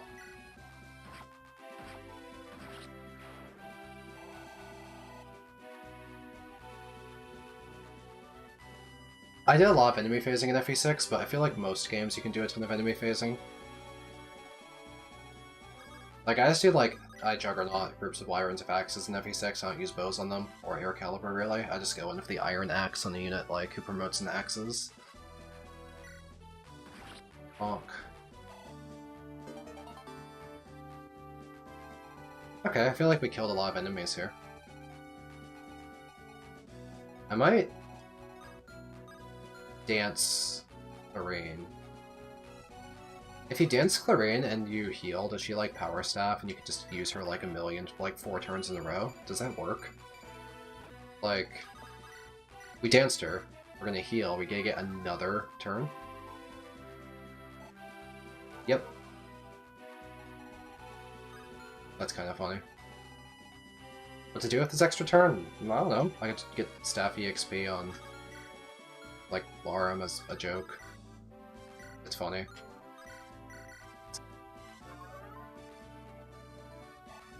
Yeah, Shin's a really good unit, because he has good, growths, and he has, a good promotion, a mounted unit that gets swords, and he has, hard mode bonuses.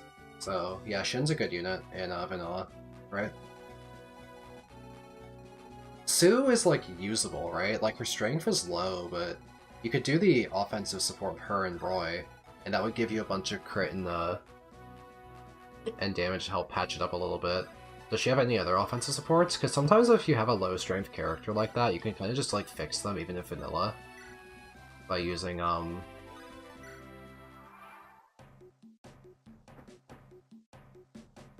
like supports. Yeah, Wolf and Dorothy are bad units. They're just bad units.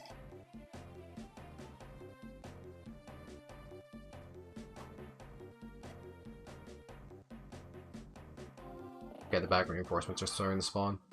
I've been kind of busy dealing with the front. But Wendy is strong, and she can fight these guys in the back with no issue. He's got a million skills. He's level 5 paladin. God. Generics are getting too many skills now. Let's start reading. Prescience. That's a good skill. Aegis. Nullify a magical attack. Well, we can handle this guy. Nothing's stopping us from fighting him. He's just, like, moderately annoying. We can fight a lot of them, actually. Because we have some ability to choke them. A little bit. Let's, we can also drive speed, drive strength, although we don't think we need drive speed to double this guy. He only has 18, we have 22. Even on player phase, we double him. Shin is bad because you go the sake. True! Is Sue bad? She has to be, I mean, her strength is bad, but if you do like full supports, you could give her 5 damage and it would help, right? It can't be that bad, I think.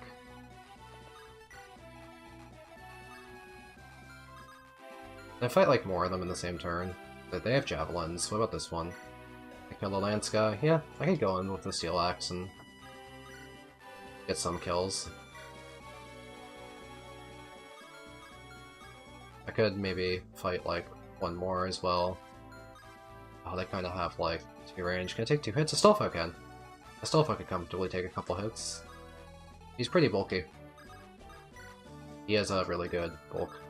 I'll have him go with the light brand and brawl with them. And Lilina can give some bonus damage and resistance to both units by standing in the middle with inspiration.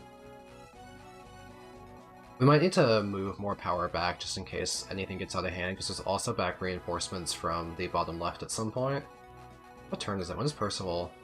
Doesn't Percival leave really soon? His guys didn't charge. I was worried he might attack, so I didn't want to like fly a character into ballista range and get snipered. I'll just let him leave so he's out of the way. These guys are pretty strong. Percival's pretty strong too, because he has a prized lance. If Percival attacks him, we get crit. And I don't know if his AI doesn't move or not, so we'll just let him leave and get him during Chapter 15. I don't think Sue's that bad. Vanilla. I think she's usable. Just do some supports. Just get her plus 5 damage and like plus 25 crit with some supports. And she'll pick up. She'll double, and you can throw damage. Give her like a killer bow. Can't you buy killer bows later? Like, doesn't this armory right here have killer bows? I think you could make her work.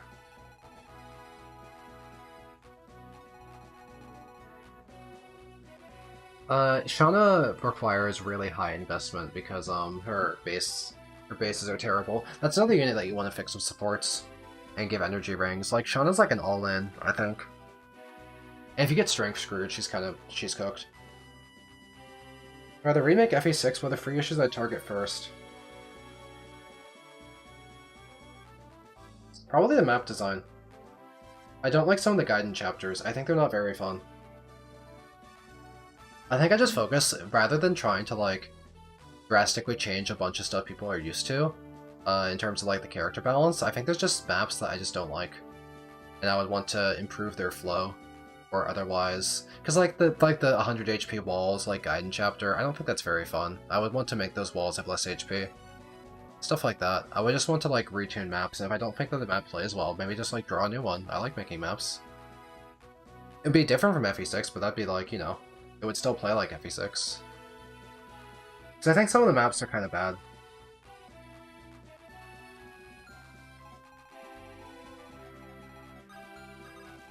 Do I want to send anyone back to help with the mess in case it gets bad? Shauna could be like an emergency, just in case like something's going on. We can send her to the back. We're just kind of mulling around up front anyway, waiting for Percival to go away. Yeah, more objectives than Cs would be a really cool way to go about things, because FE6 is kind of repetitive in terms of objectives.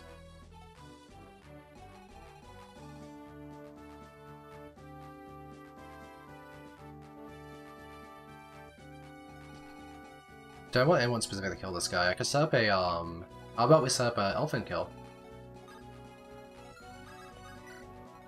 What do you need to kill? Looks like you would need more speed or more damage. Well, we'll give you more speed. Does that kill? Mostly I want Elfin to gain some levels because he gets really good skills at high levels. Pretty mediocre level up though. Well, that's Remove. That's his first good skill. So now, 14% of the time, he just takes another turn. This is why we're getting Elfin kills. That's why we don't mind using up this Virtuous Light to get him some kills, because the skills are worth it, and then he can just be like a utility unit for auras and crap. 24%. Oh. Oh dear. That works, doesn't it? I completely overlooked that. Well, chat's smarter than me sometimes. Unsurprising, I was like baked in like an oven wrong. Yeah, Elfin's not a light man, she's not a dancer. But they also gave Larum remove, so they did make the dancer better.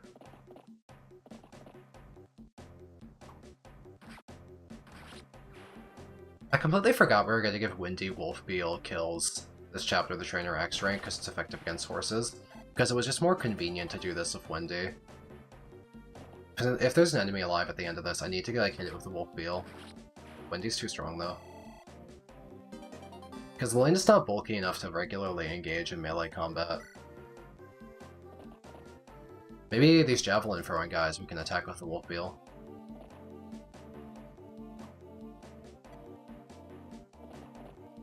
Perfect. Okay, Percival's leaving. See ya! We'll pick him up in 15. Maybe he'll get hormone bonuses there. Maybe he'll have higher stats. That's how it works in vanilla either way. So if we use the Wolfbeal, it's pretty strong. Let's turn on the animations.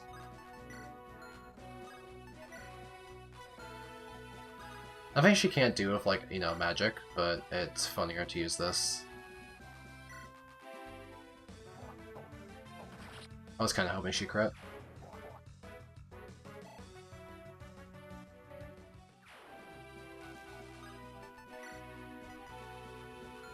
Elfin's not a dancer because they give you both Larum and Elfin, and they didn't only give you 2 dancers, mostly.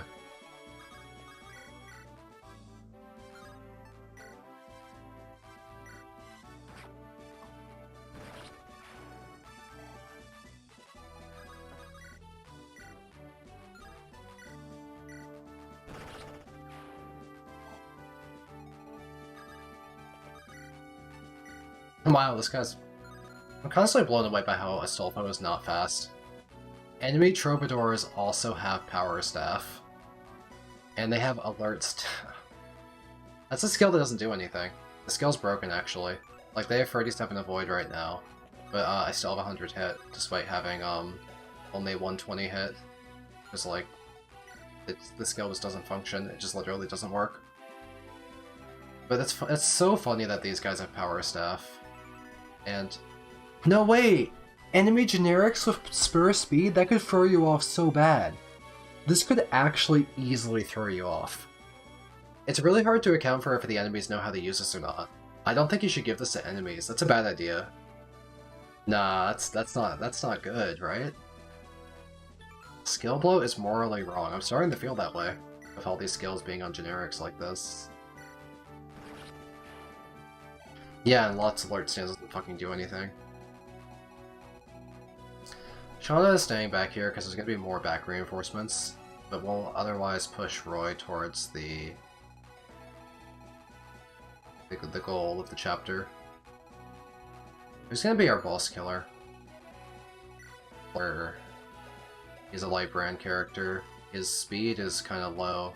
I feel like he'll be easy to kill. Silent Pride. Sure, that's so meaningless. You have to get so hurt for that to trigger. Unbalanced and low-key kind of shit. I am pretty much in full agreement with your phrasing there. I'm not sure I would have said low-key kind of shit, because I'm not sure it's like low-key, I think it's just kind of like key. It's not really hidden. I think it's just not great.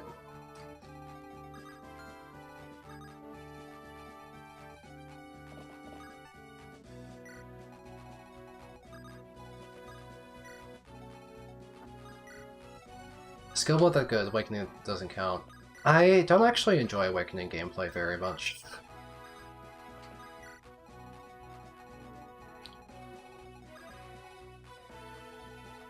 The game with skills I enjoy the most is Engage. I really enjoy Engage gameplay. That's not a universal opinion, but I love Engage. Does Fate count? I don't know. I'm like so unfamiliar with Fates. I gotta like actually finish I've tried to play Fates like 4 times, I just never stick with it. The game doesn't speak to me. I'll play it eventually. I'll do like Fates on stream at some point, but I also have a lot of things I want to do on stream. I'd like to play Thracia. I'd like to play Conquest, or maybe it'd be funnier to play Revelations, because that one's worse. Lolita doesn't have any insane skills, like, right now. Apparently she gets Ether or something, but, like, okay, Inspiration's really good. I've been making really heavy use of Inspiration. But otherwise, she doesn't have her strongest skills yet.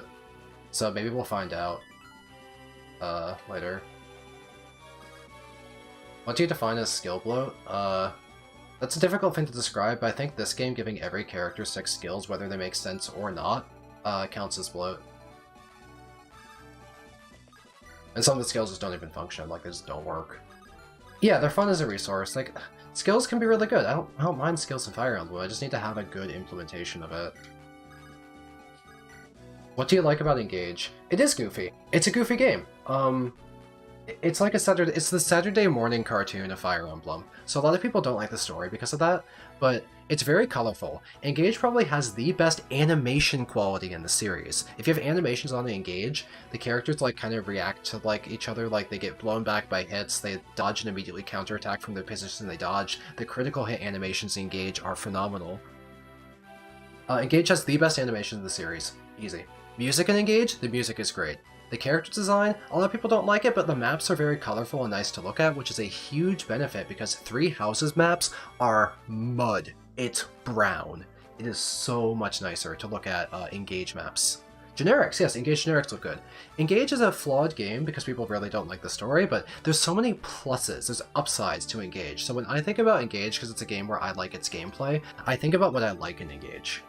And whatever you can, like, rightfully critique about Engage is something that I think that I can just happily get away with because I enjoy the game for its positives more than I dislike the game for its flaws. Yes, I like how the skills in Engage, you get like 2, and they're very character defining.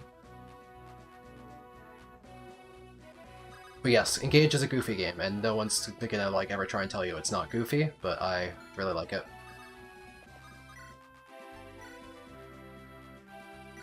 The playable character designs are bad. Yeah, they're a hit or miss. Like, characters have very wacky design elements, like Tamara's like kind of like carnival balloon skirt comes to mind. Let's not waste that good spear. Let's use a different unit.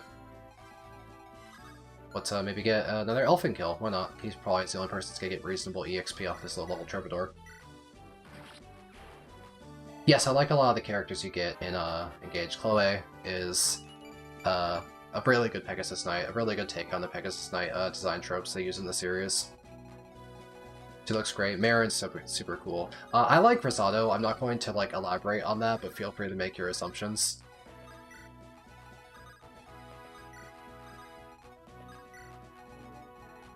Alir is a character that I think the hair is a bit much, but I do appreciate that female Alir has a high ponytail in certain Somniel outfits and in the certain classes like Wolf Rider, because high ponytails are like a weakness for me.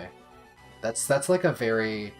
I feel like I'm telling on myself too much when I'm talking about these characters right now. I know what you are. Shut up, Juniper.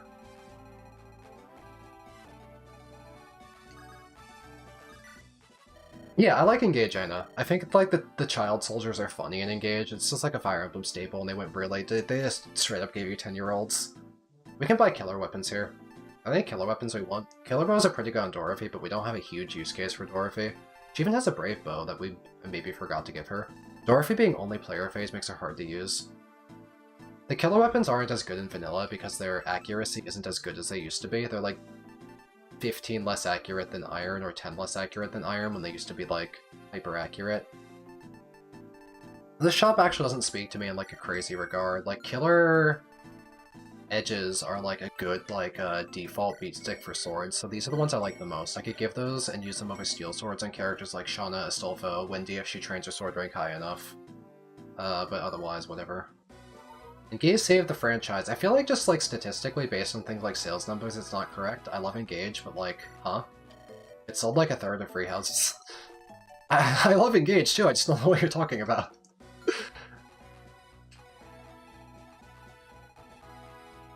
I don't really like free houses that much. I want to like free houses, but I think the monastery in the second half of the game gets repetitive. You have to do a lot of chores to play the game. It's like, go visit the monastery 4 times a week because the other options are really suboptimal. So you spend most of your time like feeding lunch to people, because you have 10 activity points you have no idea what to do with, but the study mechanic is tied to motivation, which is tied to eating lunch, so you just spend like all your time in free houses just spent on meals. You're just eating lunch over and over again. That's the video game. I think it's too repetitive. So I struggle to finish Free Houses playthroughs. I started Free Houses maddening playthroughs in like every house, and I've gotten to like 2 or past time skip. And like I just don't finish them. Or are there like supposed to be more reinforcements? What happened to all the reinforcements? I've been waiting. There's like ones down here, right? Where are they? Are they turn 12? Do I just keep hanging back? We're kind of like done with the map. Oh yeah, I think a FE4 remake will ruin it, but FE4 is also a game I think is tedious and needs to be fixed, but also they're gonna like do something stupid. They're gonna give you like Wyvern Sigurd or something, I don't know. Oh hey, there are reinforcements. Okay.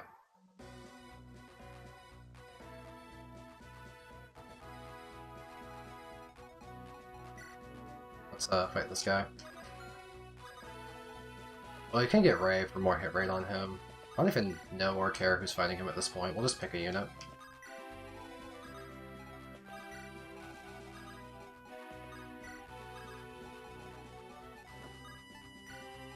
Oh yeah, there's a shop down there. I could always just get the shop of Kanto. Let's have a Mirity. Run over. So the maidens don't like Clarine. She has like high res. She can fight Flare. He only has a magic weapon, right? He's pretty weak. He has extra damage on his turn, right? Death Blow, but otherwise, I don't think Clarine, like, gets hurt very much. Yeah, let's just have Clarine fight him.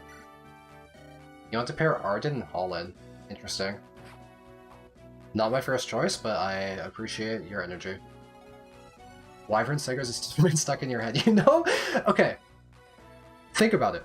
Every single Fire Emblem game since Shadow Dragon on the DS, that's like 5 games ago, has had some form of reclassing. The most limited has been Echoes, but like it's mostly like choosing your villager reclassing and doing DLC reclassing with like Pitchfork. But every Fire Emblem game in like over the last like 15 years had some form of reclassing, right? You know that we're gonna have some form of reclassing in the FE4 remake, unless I choose to reverse course on that. We might have Wyvern Sigurd. Unremarkable. Hunting by Daybreak is really fucked on Maddening. That's not your fault. It's just fucked up. You don't get to choose who you deploy, you don't choose where you deploy them, and the enemies are really strong. That's not an embarrassing place to be stuck. I think that chapter is just bad. It's okay.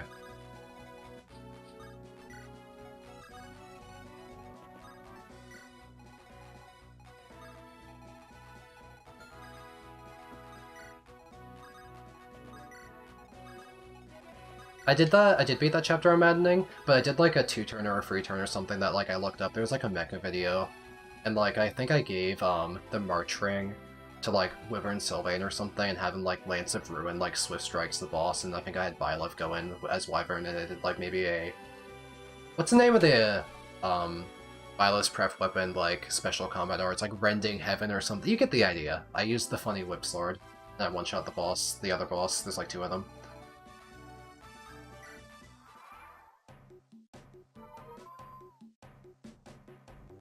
Warrior tell to you, now you need it. True! I just like hunting by daybreak because, it punishes you for who you used and when, because just like deploy units you've never used at like level 1, like on the front line. I managed to do it without taking a death, but like I was following like a YouTube guide and they had like really specific strats, like the you can't die Iron Wall Gambit being used to protect like Mercedes and Annette and like other shenanigans. Damn, this guy's getting cooked. If I go close up, then actually he like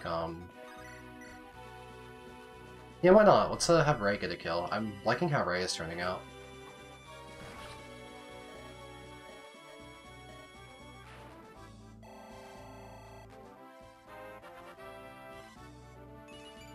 More speed?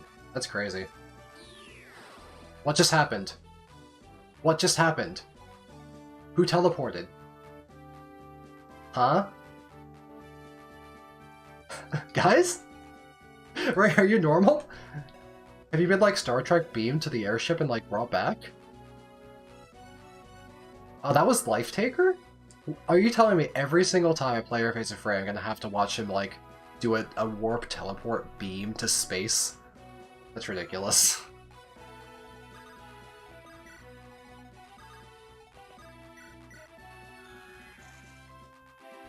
I don't feel like waiting around to kill these guys. I'll like player phase a couple of them for EXP, but I want to end the chapter this turn because I've decided I'm tired of playing it. That's all. Let's see if we can just get like a bit of experience. Let's get some oh, he has the Axe Reaver. Dang, I want to get like a Wolf Beal. I want to try for it anyway, I think. Because it would be so oh, I get doubled. Never mind, don't try for that shit. It weighs me down so much. Oh, I just wanted to get Axe EXP for the joke, the bit, the content. Yeah, Druids steal 50% of HP whenever they kill something on player phase, I think. My god, these guys are so strong. Unkillable. What if we had, like, Alina nearby? Just hit something for chip EXP. And then we put Astolfo nearby. Will we have Windy strong enough to fight an enemy?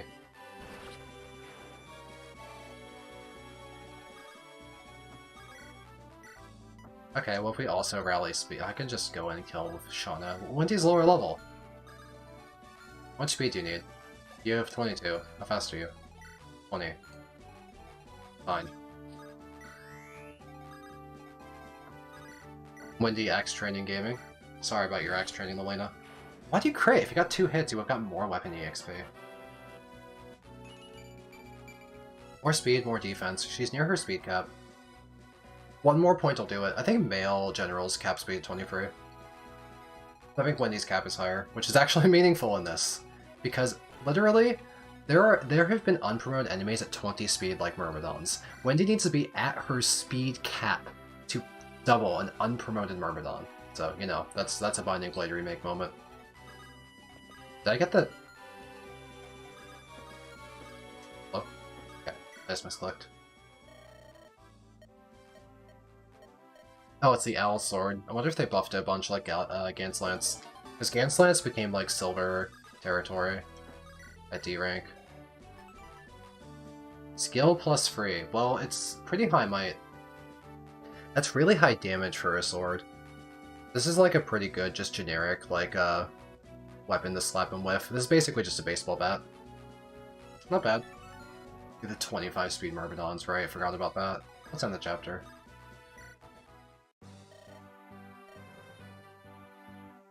Yeah, it's a pretty reasonable sword. 50 pieces as well. I guess they're going heavily on Sophia content here.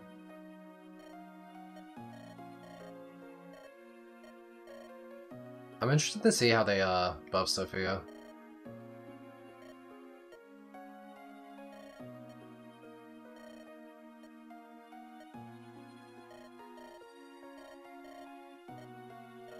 When she saves Cecilia, is she a healer? Is she gonna be like a free promote?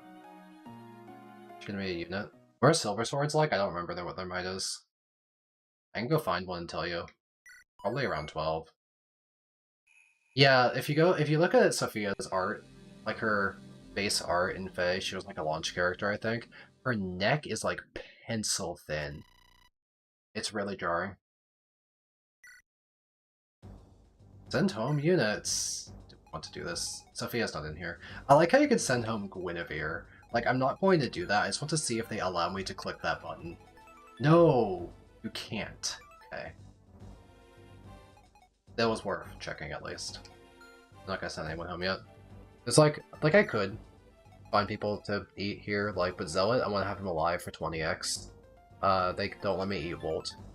I guess I could eat, like, Bartray and Echidna, but someone complained because I like those units. But I could give Spirit Dust to Elfin, right? His magic cap looks like it's only 20. But 1 or 2 more wouldn't be bad. Meridian needs to be alive for 21x, right? No, you need Meridian's Ice alive to get 21x? I don't know why I'm calling. Sorry, I played the a different translation patch the first time I played FE6. She was called Miridi, and so I'm so used to calling her that instead of Melody. Why is Calf necessary? I want to keep her to get. I don't think assassins get desert treasure like rogues do. So if I have spare team deploy for Arcadia, then I'll deploy Calf to pick up loot out of the sand. Yeah, probably get rid of these guys. It'll free up, at least, will the Wing Spear and the Axe of Virility, like, disappear? Will they go away? I'm probably gonna eat Barf at some point, but he's just here as a joke. Let's, get some dust. Let's these guys. Bartray for Carol? Yeah, no, I forgot. That's why I was keeping him. But Echidna's the one that's why Bartray's holding stuff. It was to remind me not to eat him, right? But Echidna truly does nothing. I would briefly consider if she'd do something, but, like, her growths are really low, and she's, like...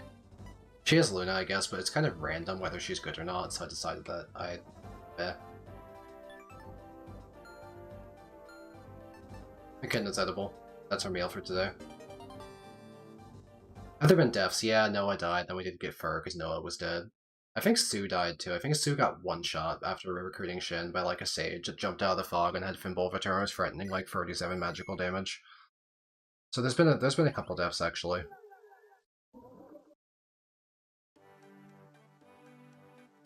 Give that,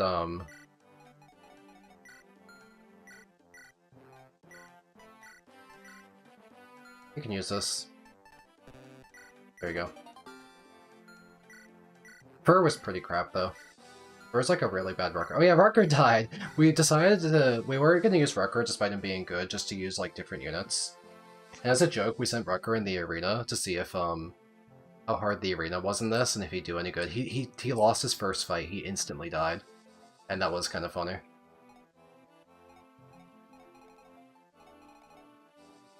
I'll use Melody. I'm torn on Guinevere. I have so many project units I'm leveling up. She's just, like, annoyingly good. Because she has a leadership star. And she gets tome range +1 if you get a level 5, but, like, I don't know if I feel like it. Yeah, Rucker was very much an oh no anyways moment.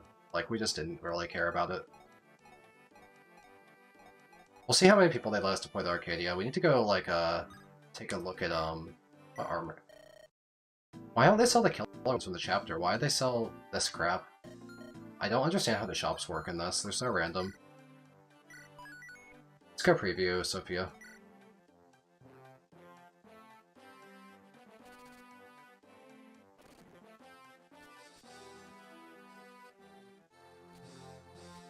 This chapter sucked and no damage taken. The boss hit me too, it was awful. Because he's so accurate, mercenary, and have a good way to do it. Yeah, with Desert Movement, I could see myself bringing Guinevere here. My Desert Movement characters would be Lilina, Ray, Guinevere. And I guess Flyers like Shauna would be really good.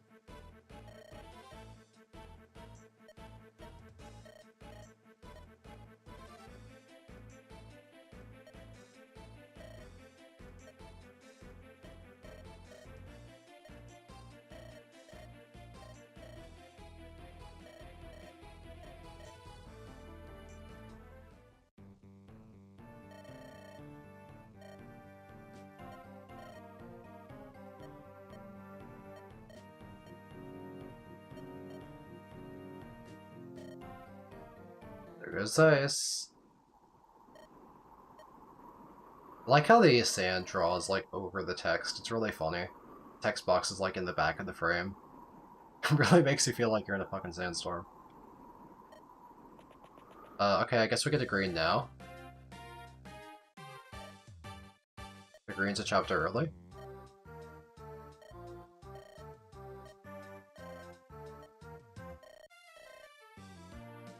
Yeah, this entire scene is original. They decided to pad out this section. Yeah, this makes sense to give you a green here. It's weird that you got her after. This is, like, reasonable. I'm fine with this. She's a desert woman. New Spirit Dust just joined. Only 10 units? For Arcadia? That's rough. Because you want, ooh, only 10. That's because you need to go run around to get Desert Treasure, and you only have, like, you know, you don't have infinite turns either with the Gaiden.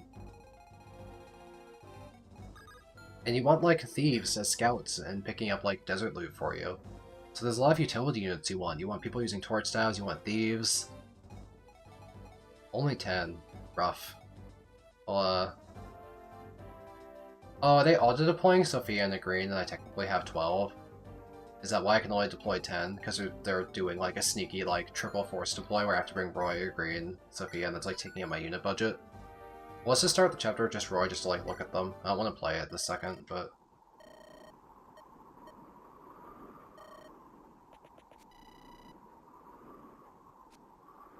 Their Thief Triangle attack, god, I hope there is, that'd be funny. So what's... oh. Oh no, is Sophia required to, like... beat the end bosses? Are the end bosses gonna have, like, crazy proc skills? Because we know that Zephiel has, like, a 58% chance to instantly kill you with Vengeance, right? Is, like, Sophia the way that you deal with this game's bullshit once they have a million proc skills on bosses? Do we have to, like, train Sophia? Shamans are really good because they have Hex and Anathema to drastically lower enemy avoid. Her base stats are extremely high for level 1. Her defensive growths are extremely high, I guess.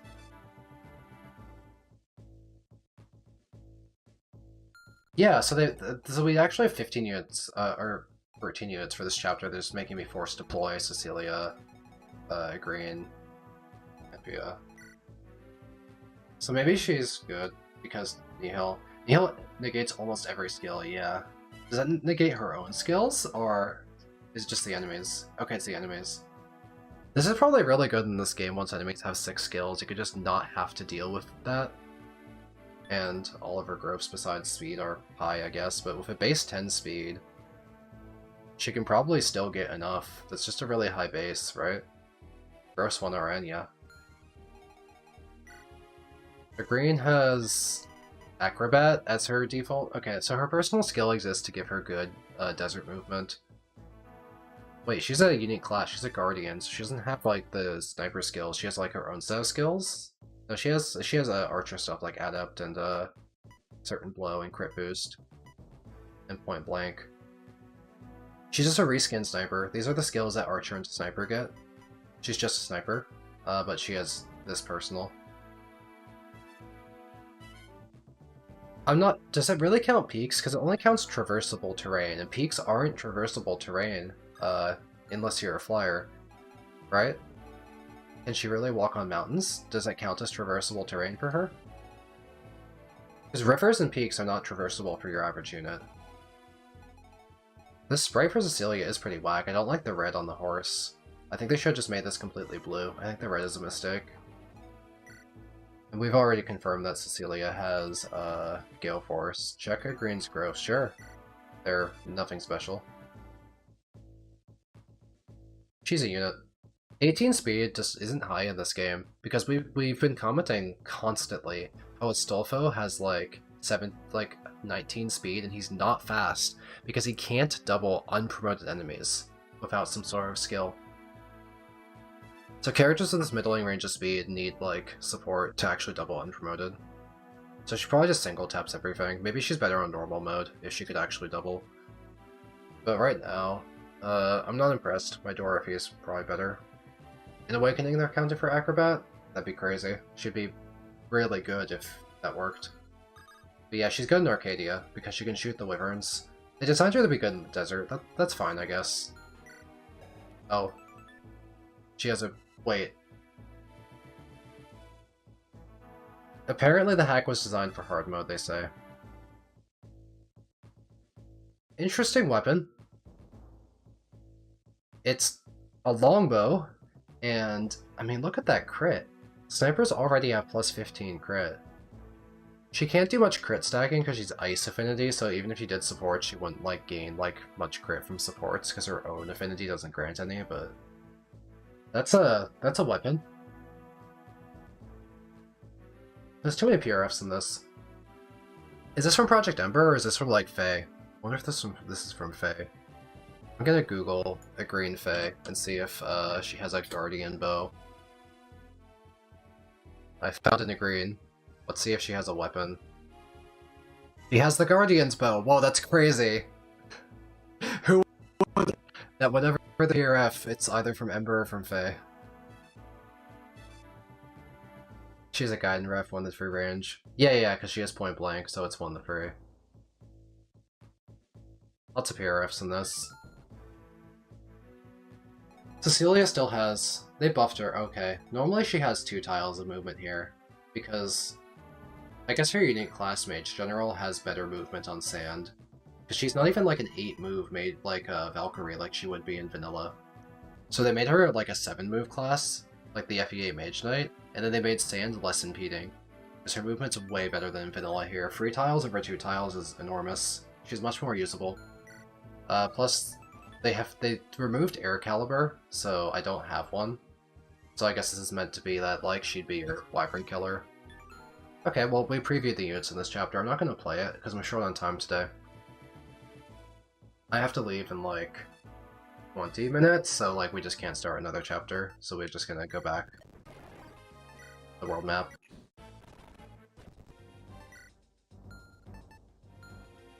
Oh, can't you, like... I thought you could, like, back out to the world map in FE8. Can you not do that? I thought there was, like, a back out to world map thing somewhere. Well, I guess we can't do any, like, shopping or anything, but we probably didn't need to do any shopping. We're probably fine. I'll just, like, set some units I think I consider myself likely to use. Like, mages, for example, are pretty good. Like, I could use Guinevere for a chapter just because she's a mage. Right. And I could, like, temporarily bench units I don't think will be good. Geese might be really good because of Lance Reaver. We also want to, like, maybe have a unit that can deal with all of the, Axe Brigand reinforcements. So maybe, like, Wendy would be good there. Calf would be good for treasure. Thank you.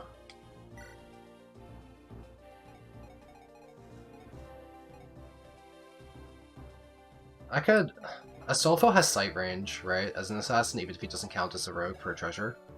He's a unit, but Clarine's like a too good of a unit not to bring, even though she has terrible movement. I feel like her power staff helps deal with the terrible movement issue.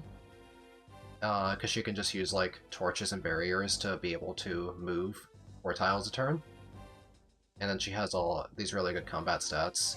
We probably need to have a Restore Staff user too, because there's a Sleep Staff guy in at least vanilla Arcadia. So, maybe Clarine would be good anyway, despite being a Mage Knight. Maybe we could go with this kind of setup. Maybe this would be fine. Still, like, iffy on whether I want to bring Guinevere or not, but, does Divine, like, weighs her down? It doesn't! It's the FE6 Divine! Then she's fine, actually. I just have to give the forward to buy to someone else. I could try her. She has a leadership star, that's cool. But yeah, I don't have time to play the chapter, so I'm just gonna decide that this would be a good time to head out. I'll give her a staff she can use, yeah. I'll do my preps tomorrow. We've been going for about 3 hours. It's a good length for a stream. 3 hours is fine. And then I can just return tomorrow afternoon and continue with Arcadia, so, chat was cooking today. It was really fun talking with y'all. If I missed any chat messages, there was just a lot going on. I really enjoyed the conversations. Thank you for keeping me company. Thanks for having a good time, and I'll be back tomorrow. See ya. Cheers.